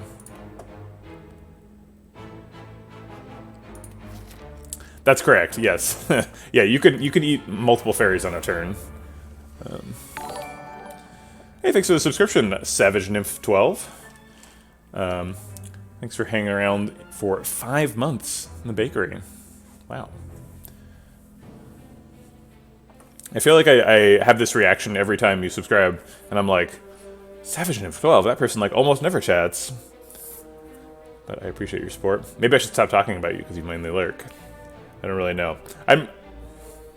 It's weird because I lurk mostly when I watch other people's streams, because I'm like working or something. But then I don't know how to interact with lurkers in my stream. So like when I start the stream at the beginning of the day, sometimes there'll be like 8 people, and I'll like say hi to all the people, but I don't. It's like I'm obviously not gonna like call anybody out by name, right? It's like okay, there's people here. We're gonna talk about them. So I appreciate that you were here while I talk about you.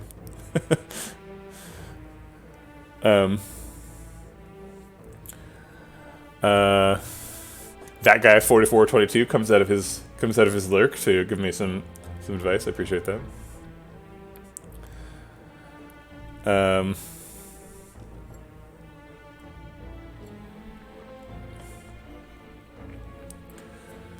We're always listening. Oh my god, so many people. It's real now.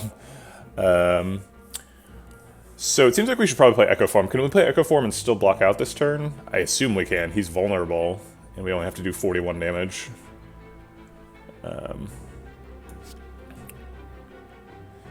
Lurkers unite.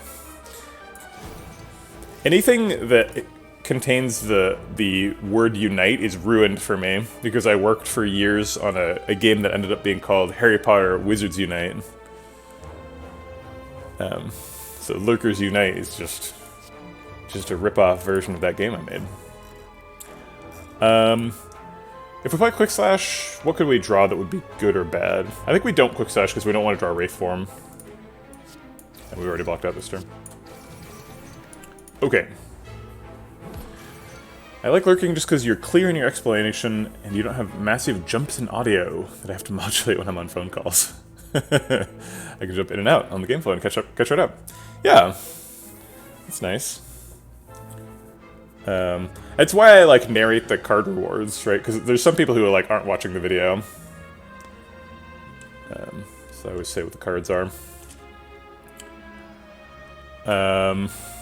So Echo Glass Knife. We could actually make 8 shivs. We can almost fit it. We can fit 6 of them. Echo Cloud would weaken him forever, but weak isn't very good in this fight. I think we're just gonna Echo Glass Knife.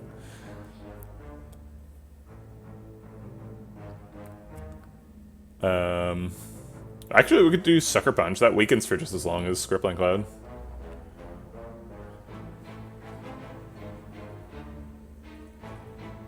I guess Crippling Cloud does have the best lingering effect. That's fair, because this turn's already solved. Okay. That's a pretty good pitch. Because now he's got 8 poison.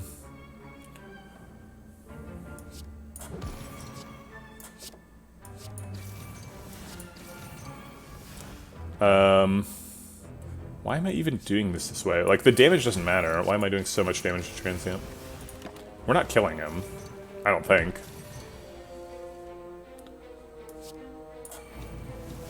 Double spot weakness. Shivs hit for 10.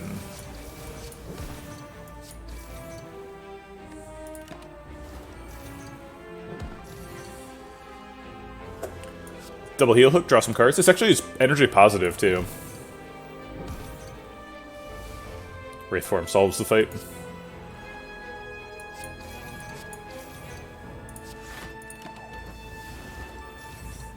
Yeah, I don't think we're killing him. I mean, it's not impossible, but it's not happening either.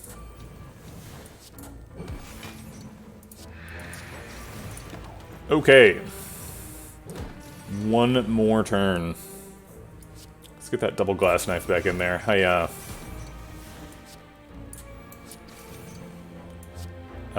Pen nib setup.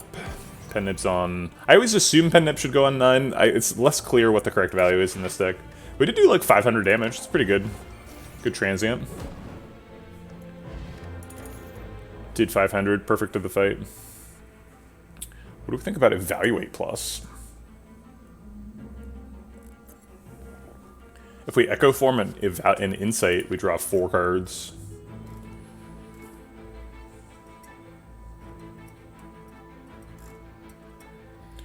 Would Evaluate be our first card that says block on it?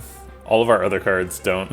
We're blocking with like Crippling Cloud and Sucker Punch and Piercing Wail, and Wallop. None of them are like skills that block. Yeah, it would be our very first block card. And it draws, right? So it's pretty good. Plus you can retain the insights and just wait for a bad turn. Yeah, I think I dig it. It says plus on it.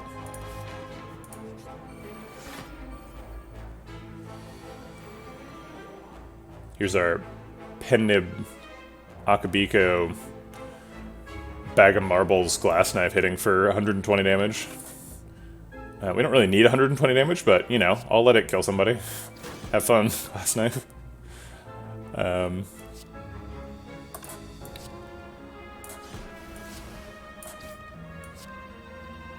it's for 36 and kills, and I'll develop an insight.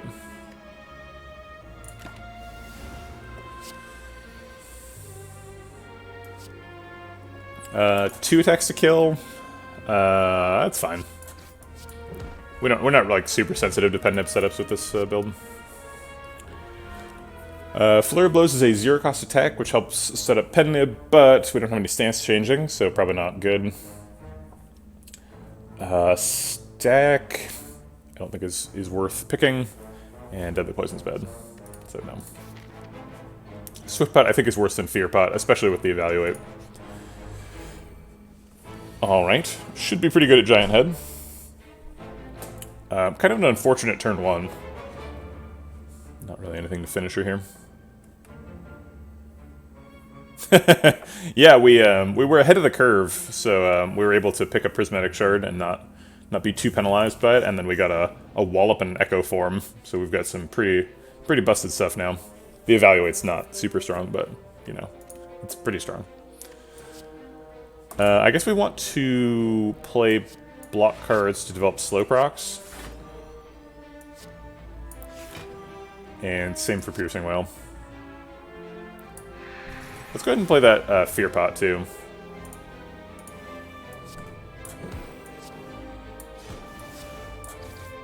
Okay. Yeah, the Prismatic Shard has worked out nicely so far. Echo Form in particular is very good. So let's get that down, and then I think Blade Dance Strike. Crippling Cloud's nice, but it doesn't make such good advantage of the slow procs.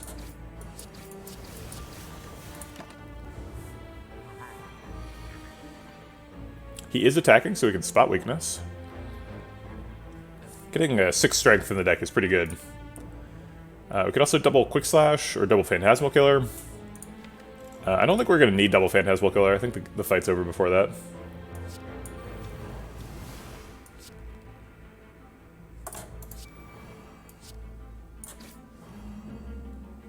Okay. Yeah, Kunai would be good. Shuriken would be good.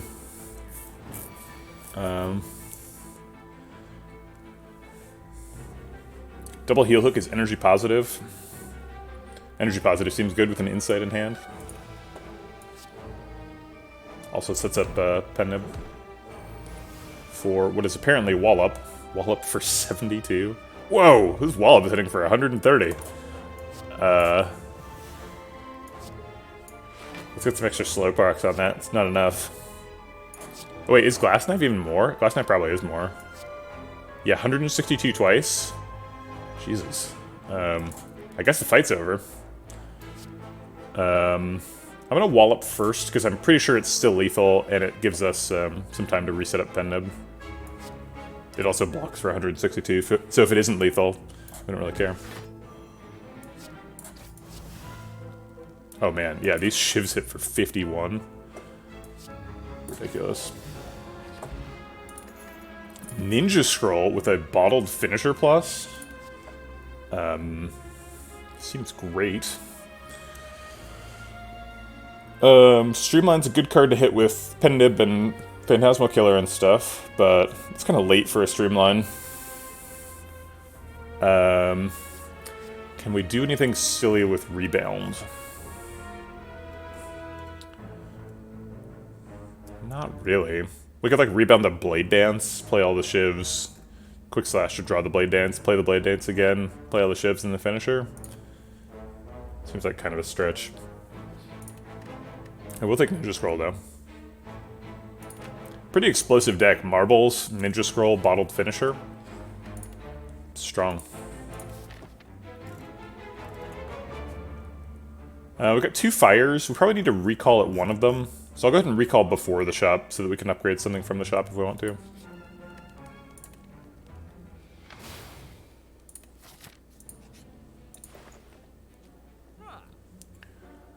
Alright. Frozen Eye. I killed the last deck by picking Frozen Eye and then getting too confused by looking into the future. The last Prismatic Shard deck. Nunchaku actually is pretty insane here, right? We do need the energy.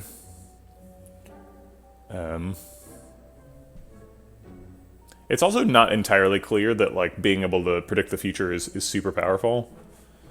We're not like trying to line up Piercing Whales or anything with this deck. We do have 1 Piercing Whale, but we care about like where Wraith Form and Echo Form is and stuff.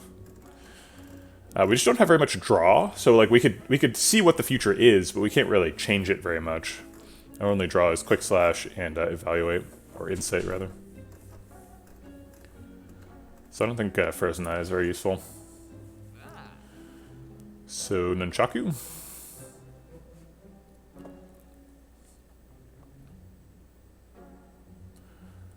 I think the only other option is like card remove on a strike. I think Nunchaku's better than that. Okay. So we've got Nunchaku 2 ahead of Pen-Nib, which is a decent alignment. So we probably set up Nunchaku on like 8, and then use the extra energy to get a Pen-Nib proc on turn 1. We're definitely skipping small chests. It's not worth it for the curse. Alright, rest or upgrade. I assume it's upgrade. We do have to fight 2 elites and then 2 bosses, so we're probably not resting at all at both of the campsites. I guess what's the upgrade? Probably spot weakness.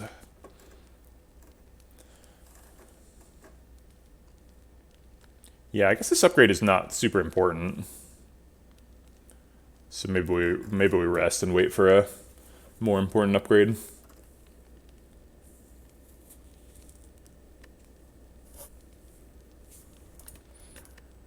$19 health versus 1 extra strength from spot weakness. I'll take the 19 health. Try and play a little safe. Alright. Reptomancer says, give me that health.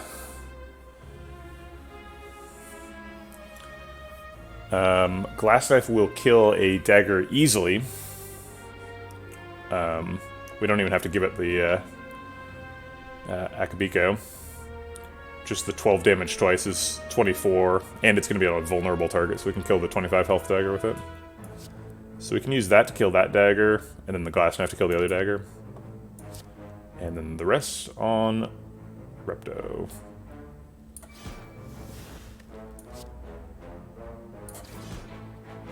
We want to get Echo Form down, so it's probably just going to be a triple Shiv finisher from there.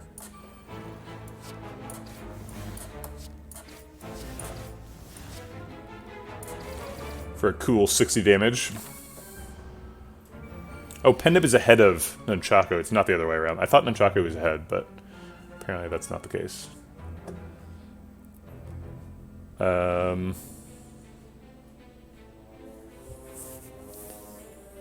It might be a speed pot double defend situation. I think we can kill at least 1 dagger, but there's going to be some damage coming in.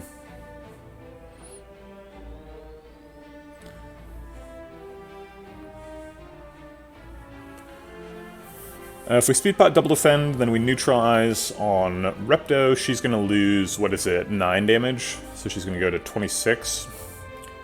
And can we kill both daggers or just 1? So we have 6, 12 plus 16. So we have 28 damage, so we can just kill 1. So we kill 1 dagger, take 10 plus 26.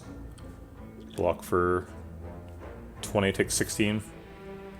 That's true, we do have Pen-Nib coming up. Fair point. Yeah, I think speed pot double defend is still happening though.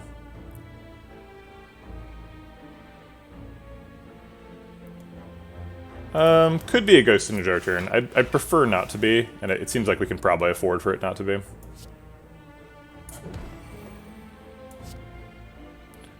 12 plus 8 isn't lethal.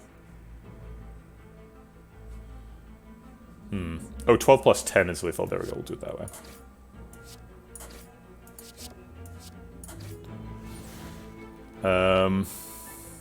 The last 3 shivs all on this dagger. Yeah, we want to kill him before he explodes.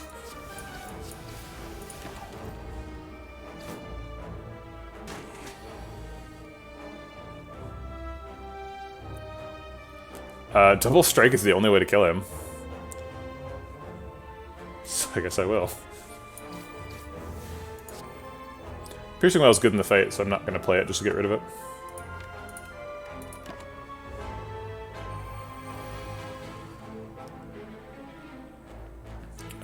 Double Wallop should block out here. And I think we're trying to kill Reptimancer next turn. Is that realistic?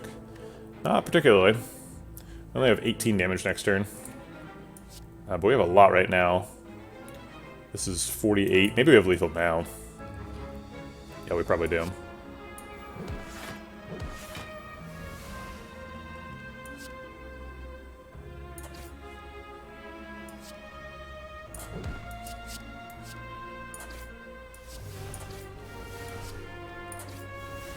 Okay. I guess we could take lethal next turn to get an extra pen nib proc.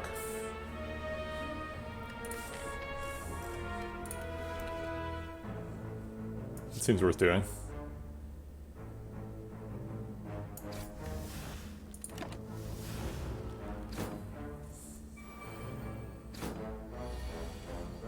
It's no greed, there's no risk, so just trying to get a better number.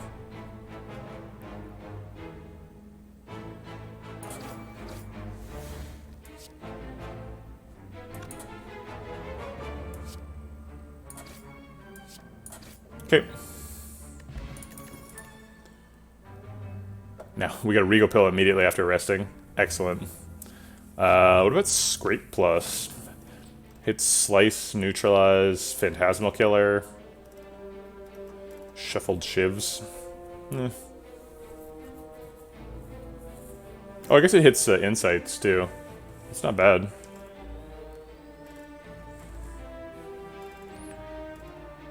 So assuming there's 1 Insight in the deck, we hit 1, 2, 3, 4... Or I guess assuming there's half an Insight, because it evaluates either before the Scrape or after. So 1, 2, 3, 4 and a half targets out of 27. 27 divided by 4.5 is 6. Wait, what? No, it's 4.5 divided by 27. I mean, it's just gonna be inverse 6, right? But you know,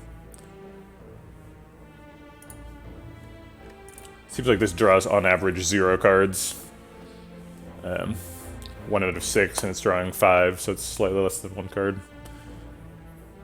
If it discards cards you want to play, that doesn't matter, because then you're like, if you're discarding them, you're also getting closer to shuffling back to them. It does help us filter through heart statuses for more useful stuff. So like in the heart fight, we could like double scrape to look for neutralize. It's pretty useful. It would definitely be more useful if we picked that Frozen Eye. If we picked Frozen Eye, we'd be picking Scrape right now. It does work very well with Sundial, that is true.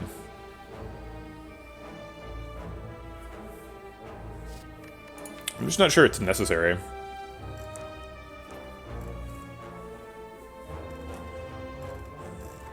We could get a Go for the Eyes. Extra source of weak.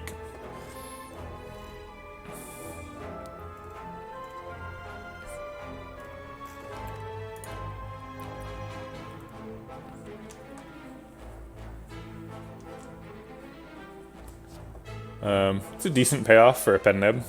Does 20, 30 on turn 1.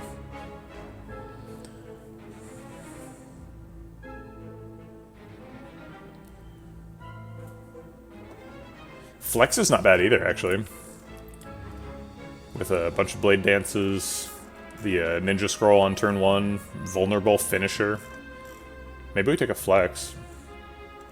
It's a bit of a weird Flex deck. Phantasmal Killer doubles it. Nah, I think we just skip here. Interesting options, but no. Triple Jawworm, I'm glad we took the setup. Triple Jawworm is pretty scary. Backstab hits for 57. Weird flex, but okay. Yeah, exactly. 57 is enough to kill any of the Jawworms, including the one who's decking it for the most. So we'll kill him. Probably want to Spot Weakness.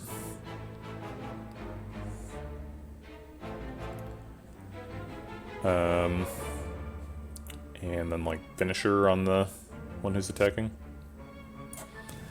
So this Finisher is going to hit for 1, 2, 3, 4 from the backstab, 5, 6. 6 times 11. Seems like plenty, so we can just put all the rest of the damage into this one. I guess we'll quick slash first, see what we're getting.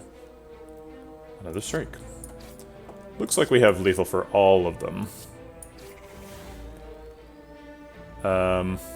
I'll go ahead and Blade Dance so we can set Pen Nib up as well.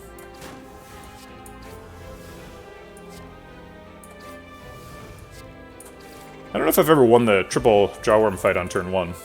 It's pretty good. Feels nice. I probably have. I've had guaranteed turn 1 OTK decks before, so it's hard to imagine those have never fought triple Jawworms. Is there ever Claw? Probably not. We do have Echo Form, so we could double Claw. Genetic Algorithm doesn't have very long to get saturated. Even if we play it every floor from here on out, when we hit the heart, we've gone 9 floors.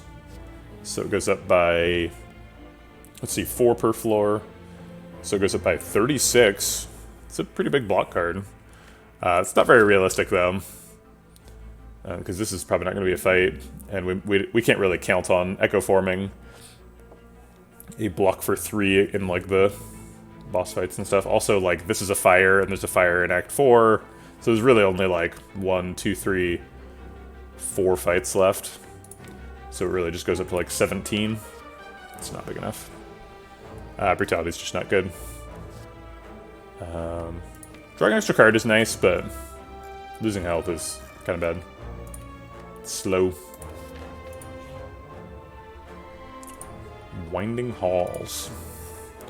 We have defect cards, but we don't have, like, an all-for-one.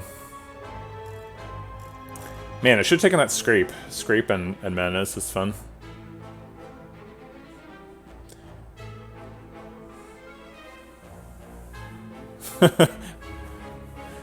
Yeah, Brutality's okay, right? If you have a Rupture, definitely Brutality's a pick, right? Or if you have Tungsten Rod, it's pretty reasonable. The health cost is usually not too significant. The problem with Brutality is just that it's slow. So, like, you have to draw it, and then you have to play it, and then, like, the next turn is just making up for the draw it already took, and then the turn after that is when you actually, like, start drawing additional cards. I think we just lose the max HP. I don't think we want Madness, and I definitely don't want to Writhe. Turn 1 is so important with the deck, there's no way Writhe is good. Okay.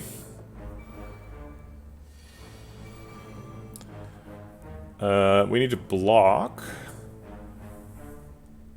We actually don't need to do the Pen Nib on the Wallop to block. Because Wallop would block for 30 even if it's not Pen Nibbed. However, Wallop is also the most damage in hand, so we might as well. Let's go ahead and neutralize and Heel Hook to draw a card. Isn't Brutality a much better card on Ironclad with the healing and such? Ironclad doesn't actually have that much healing. It's got, like, a little bit. He mostly just takes damage. Are we getting Pen Nib twice a turn? No. I mean, his starting relic heals, but that's about it. So close to double pendant. I guess we're setting up pendant for the next fight. Jesus. Okay. Goodbye, Nemesis.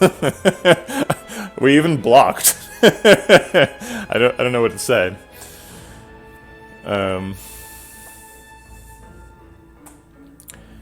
Extra Sucker Punch. Twin Strike would be a strength payoff. We have a little bit of strength now with the spot weakness. It doesn't seem necessary.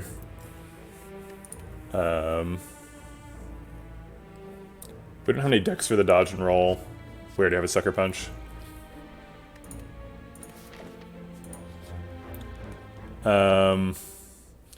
Rest here for 33 health. I guess we only get 28. Taking an upgrade here would be extremely bold, right? 35 health is plenty for the boss run. What would we even upgrade? Spot weakness we talked about before. Yeah, there's no way a spot weakness upgrade is worth 28 health. We just rest. I mean, it's a good deck, so maybe we could get through with 35 health, but probably the second boss would kill us. I don't think we're getting through Awaken 1 unscathed.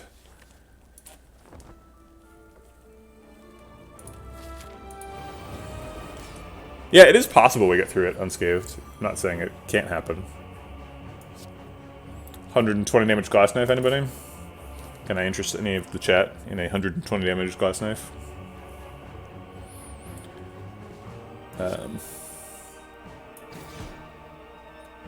I think we might be killing Awaken 1 right now. We have an awful lot of damage. 1, 2, 3, 4, 5, 6, 7... 7 attacks before finisher. We've already got 1, so it ends up being 8 times 12. 8 times 12 is 80 plus 16, 96.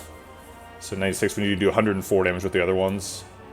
16 plus 18 is 34, plus another 18 is 52, plus 7, so 59. So we'd be off by like 40, which is not much, but it is enough, so we can't kill him.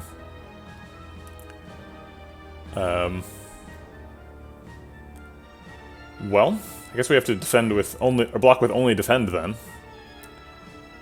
We do get to play everything in hand. Our hand costs 4, but we're also proccing Nunchaku. So I still want to put the finisher on Awaken 1 because it's more than 50 damage. So then let's figure out how we do like exactly 50. Kill one of the cultists. We could probably kill both. Actually, no, we can't. So how do we do 50? 18 plus this plus 16 is 34. 34 plus 16 is enough. This is 7. 7 plus 9 is 16, so 34 plus 16. Okay.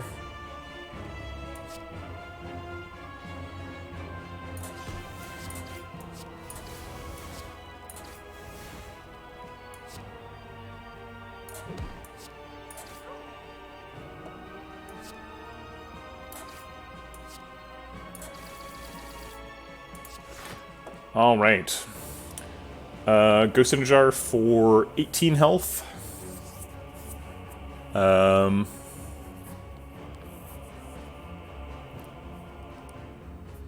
What about Colorless Spot? Colorless Spot can block. Panic Button, Dark Shackles, Finesse.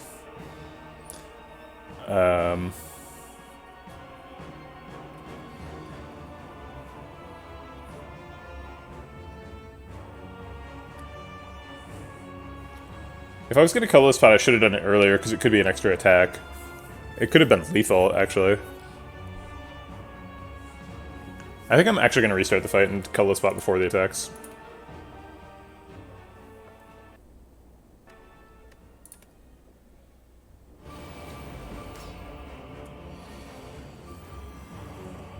So Glass Knife there is always happening. And then Colorless Spot. Bunch of powers. Rude. I think we'll probably take a deep breath. Deep breath actually works pretty well with Sundial, so setting up for next fight if nothing else. We could also just like cheekily get our glass knife back.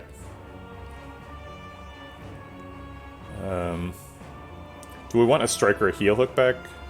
No, we don't. Could also just get like a blade dance or something that gets lethal. Let's just try it now. We did get the glass knife back. Whoa. So I think that actually does mean we get Pendib again, right? So now we do have lethal. It's 1, 2, 3, 4, 5, 6, 7, 8. Wait, did I count wrong? 3, 4, 5, 6, 7, 8. So this would be the 9th attack. We already have the You Are Nothing achievement. But yeah, we did actually spend quite a bit of time hunting for that achievement on stream. On Ascension 20. So Glass Knife both does a bunch of damage, does an extra 30 damage, and gives an extra finisher proc. So it ends up being an extra 42 damage. And we were off by about 42. We were off by like sub 50, right? So I guess let's count it all up. He's at 200. These hit for 6, that's 18. Plus 16, 34. Plus 18 is 52. Plus 7 is 59. Plus 30 is 89. So he's at 111. And then finisher hits for 1, 2, 3, 4, 5, 6, 7, 8, 9 cards. 9 times 12 is way more than 111, right? It's 90 plus 18. Oh no, is he at 3? Oh no. I think he survives at 3 health here. I'm gonna do the calculator, sorry. Okay, so we've got 6 times 3 is 18, so we got 18 plus, and this is 16, plus 16, plus another 18, plus this one is 7, yeah. Plus 7, plus 30, so that's 89. And then this is already at 1, so 1, 2, 3, 4, 5, 6, 7, 8, 9. So this is for 12 times 9. Oh, calculator's already open, so refuse to open another one. 12 times 9 is 108, plus 89. Oops. 108 plus 89. Yep, 197. He's at 3. Pendib is not proccing. Pendib be on 9. Okay.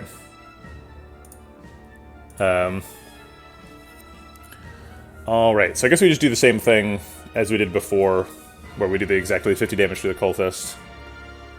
Let's see, we got 4 energy, and now we have 5 energy worth of cards in hand? No, we have 6 energy worth of cards in hand we want to play.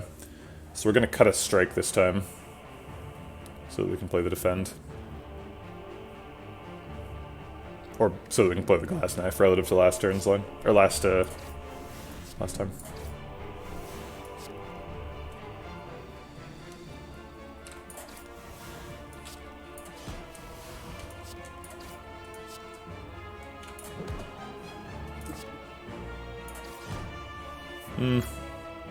Maybe I cut the defend.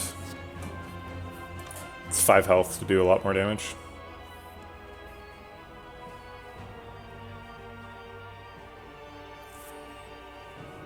It does 21 extra damage.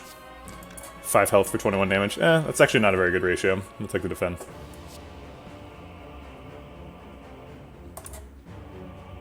No, it could be the difference. Because we want to split him next turn, right?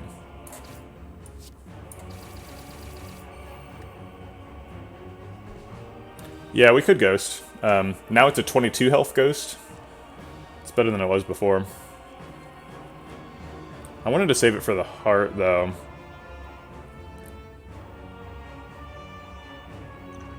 I think I'm gonna Ghost. 22 health is plenty, right?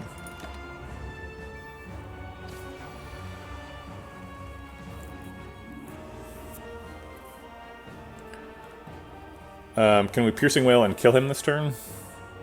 18 plus 16? No, we can only do like 30 damage this turn. Do we Wraith Form here?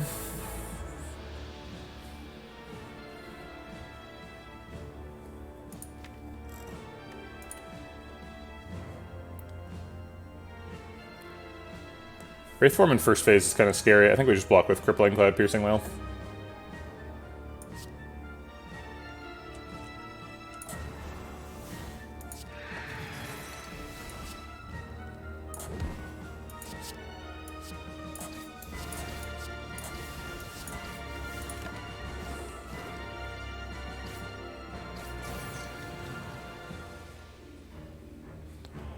No Pen Nib available, so Wallop has to block honestly. Echo Form, Wallop neutralize. Wallop blocks for 12. He's already weak. We could skip Echo Form, but then we never get it in the fight, right? I guess we have Evaluate and Defend in hand, so maybe we Wallop, Evaluate, Defend.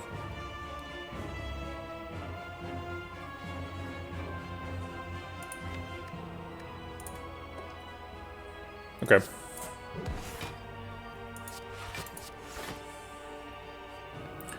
Neutralize doesn't block. I think we want to extend the week on this cultist. Doesn't look like we're killing him next turn.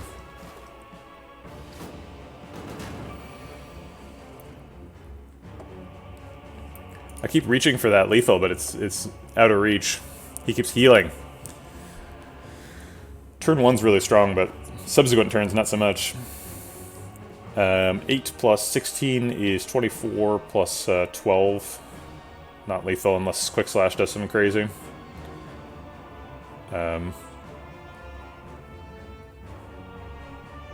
It is lethal if we hit Slice or Spot Weakness if we do it all to Cultist, and that blocks. Let's try to get that.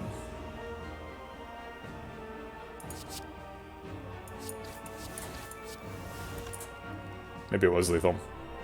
I missed the Pen Nib coming up.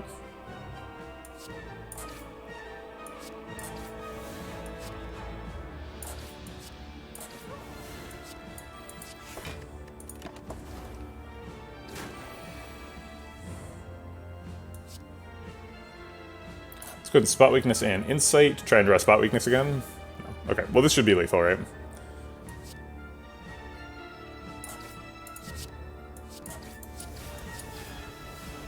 We do have to shuffle a Shiv, unfortunately.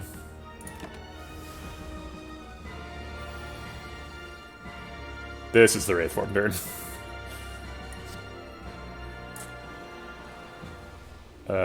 Neutralize Sucker Punch sets up Pen Nib for next turn. I think we don't want a Quick Slash.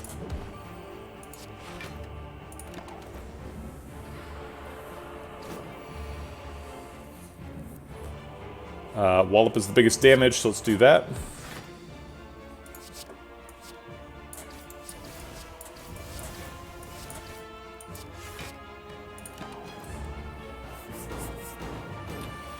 Intangible wearing off soon. Spot Weakness powers up Glass Knife.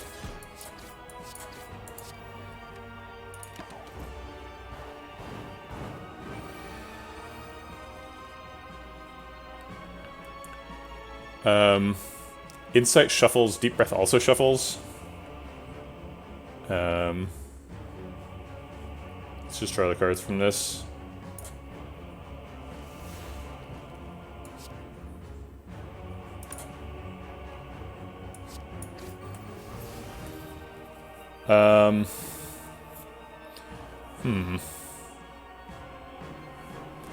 Good Deep Breath now to try and find a better card to pay off Pen Nib on, like a Wallop.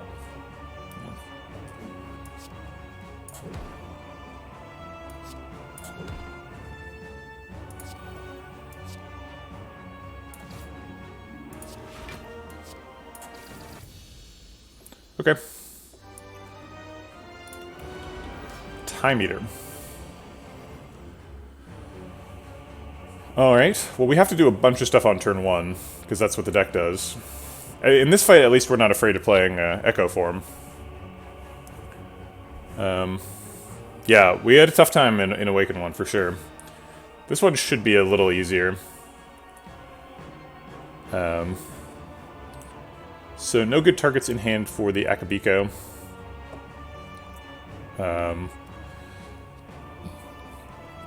Probably want to play Crippling Cloud and Evaluate Survivor, which is 4 energy worth of block stuff. But Finisher only costs 1, and I guess we're not proccing Nunchaku. So all the 0-cost attacks, Finisher, and those blocks. Hey, Magic Sandwich. How's it going? So backstep gets the Akabiko. Play a bunch of shivs.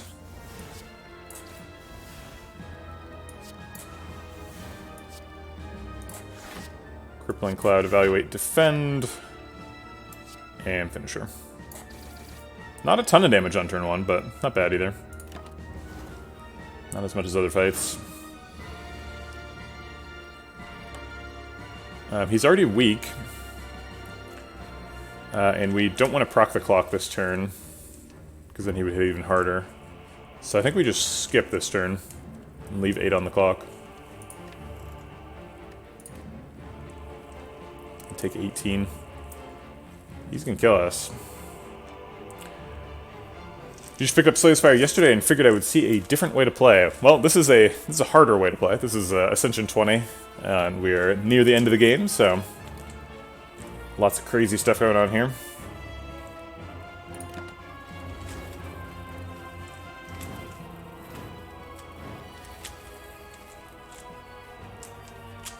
Alright. We can pen nib the Wallop to block out, so it's like Spot Weakness, Glass Knife, Wallop. And we need to play 4 cards for that to happen, so we have to play the Insight 2. So let's play the Insight first. See what changes our plan. No, I think same plan. Is Double Wallop actually going to block out? It's going to block for 24 plus 6, so 30. So not really.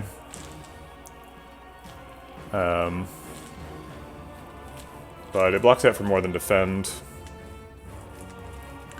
Friend of yours has been playing for a while, and they somewhat talked me into it. So do you enjoy card games? Yeah. I would say Slay the Spire is more of a roguelike than it is a card game, but the card game is the sort of combat resolution mechanic, so it's fair to call it a card game. Do we die if we Spot Weakness, Glass Knife, Wallop? Almost. He hits for like 35. We block for 30, go to 3. Yeah, deck building game. That's fair. It's more of a deck building game than a card game for sure.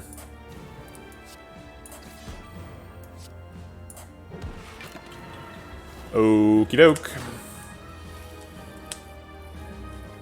Echo Form needs to get played. If we just play that, we Art of War. That's nice. We might be able to sneak this fight in with Echo Form, Wraith Form next turn. Sneak our way through here. Spooky ghost time. Any reason to slice? It turns off Art of War, so probably not. Okay. We're vulnerable. He's gonna kill us. But wait. Actually, he kills us through Wraith Form here. Wow, that sucks. Oh wait, we have Neutralize Heal Hook to potentially draw, but none of the cards we're gonna draw save us. Their block's too low. Drat.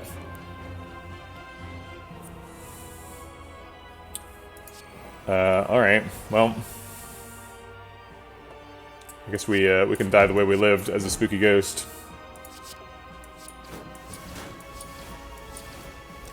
Yeah, this is not the first time this has happened to me, where I make a deck that's like super strong on turn 1, and then that deck like kills all Act 3 fights on turn 1.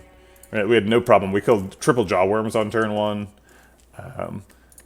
We trivialized Transient and did 500 damage to him. But But we didn't find any way of scaling defenses. We just like avoided needing defenses by killing everybody. And then we had some bad boss fights and lost too much health. Almost got a turn 1 kill on Awakened One. We were off by 3, and that being off by 3 cost us either 22 health or Ghost in a Jar. We ended up choosing Ghost in a Jar, which was correct because we never took more than 22 damage again, but being put in that position was really unfortunate. Maybe if we could have taken an extra upgrade and upgraded Backstab earlier, we would have gotten lethal on Awakened One. So like a little thing like that could have made a big difference. What else happened? Time Lord's tough. I think we would have preferred to see Donudeka probably as our second boss. Was this a heart killer though? I'm not really sure. If we were on Ascension 19 and didn't have a second boss, we definitely would have gotten to Act 4, and I think we would have killed the Spire Spears or Spire Elites pretty easily. I think it kind of depends on how good that Act 4 shop was. Didn't get quite the payoff from Phantasmal Killer, or from, Prismatic Shard we needed. The Wallop and Echo Form are great, but we ended up skipping a lot of card rewards after the Prismatic Shard. I think it made our card rewards worse. The spot weaknesses was okay. We definitely needed an earlier spot weakness against Time Eater.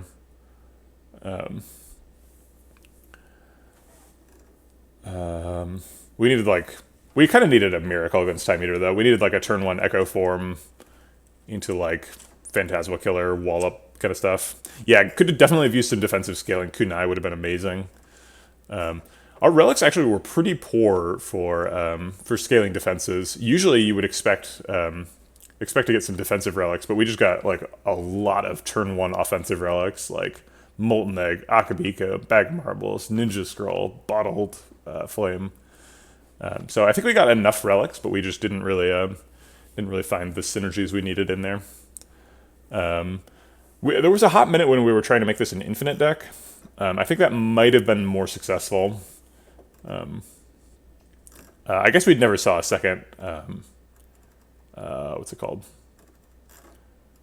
Heal hook, so we probably would have died looking for that, but... is there a way to see what was in the chest you skipped? Not an obvious way. Yeah, exactly, a boat relic would have been huge. Yeah, if we'd had an anchor, we wouldn't have had to block on 1. Wouldn't have used the Ghost in a Jar on 1. The Slice was kind of a weird pick. The deck needed like, I don't know what the plan was. Like we finishered on 1, and that was amazing. But like, we didn't really have any follow up to that, so we needed like some card draw or something to. How do infinite decks work against Time Eater? Poorly, yeah. You can make it work. You play 12 cards a turn, and if you kind of care about like the magnitude of the infinite, right? Like most of the time, when you have an infinite deck, it doesn't matter if it does 1 damage or 2 damage, right? As long as it sort of blocks for 2 per card, which is the heart threshold to overcome the beat.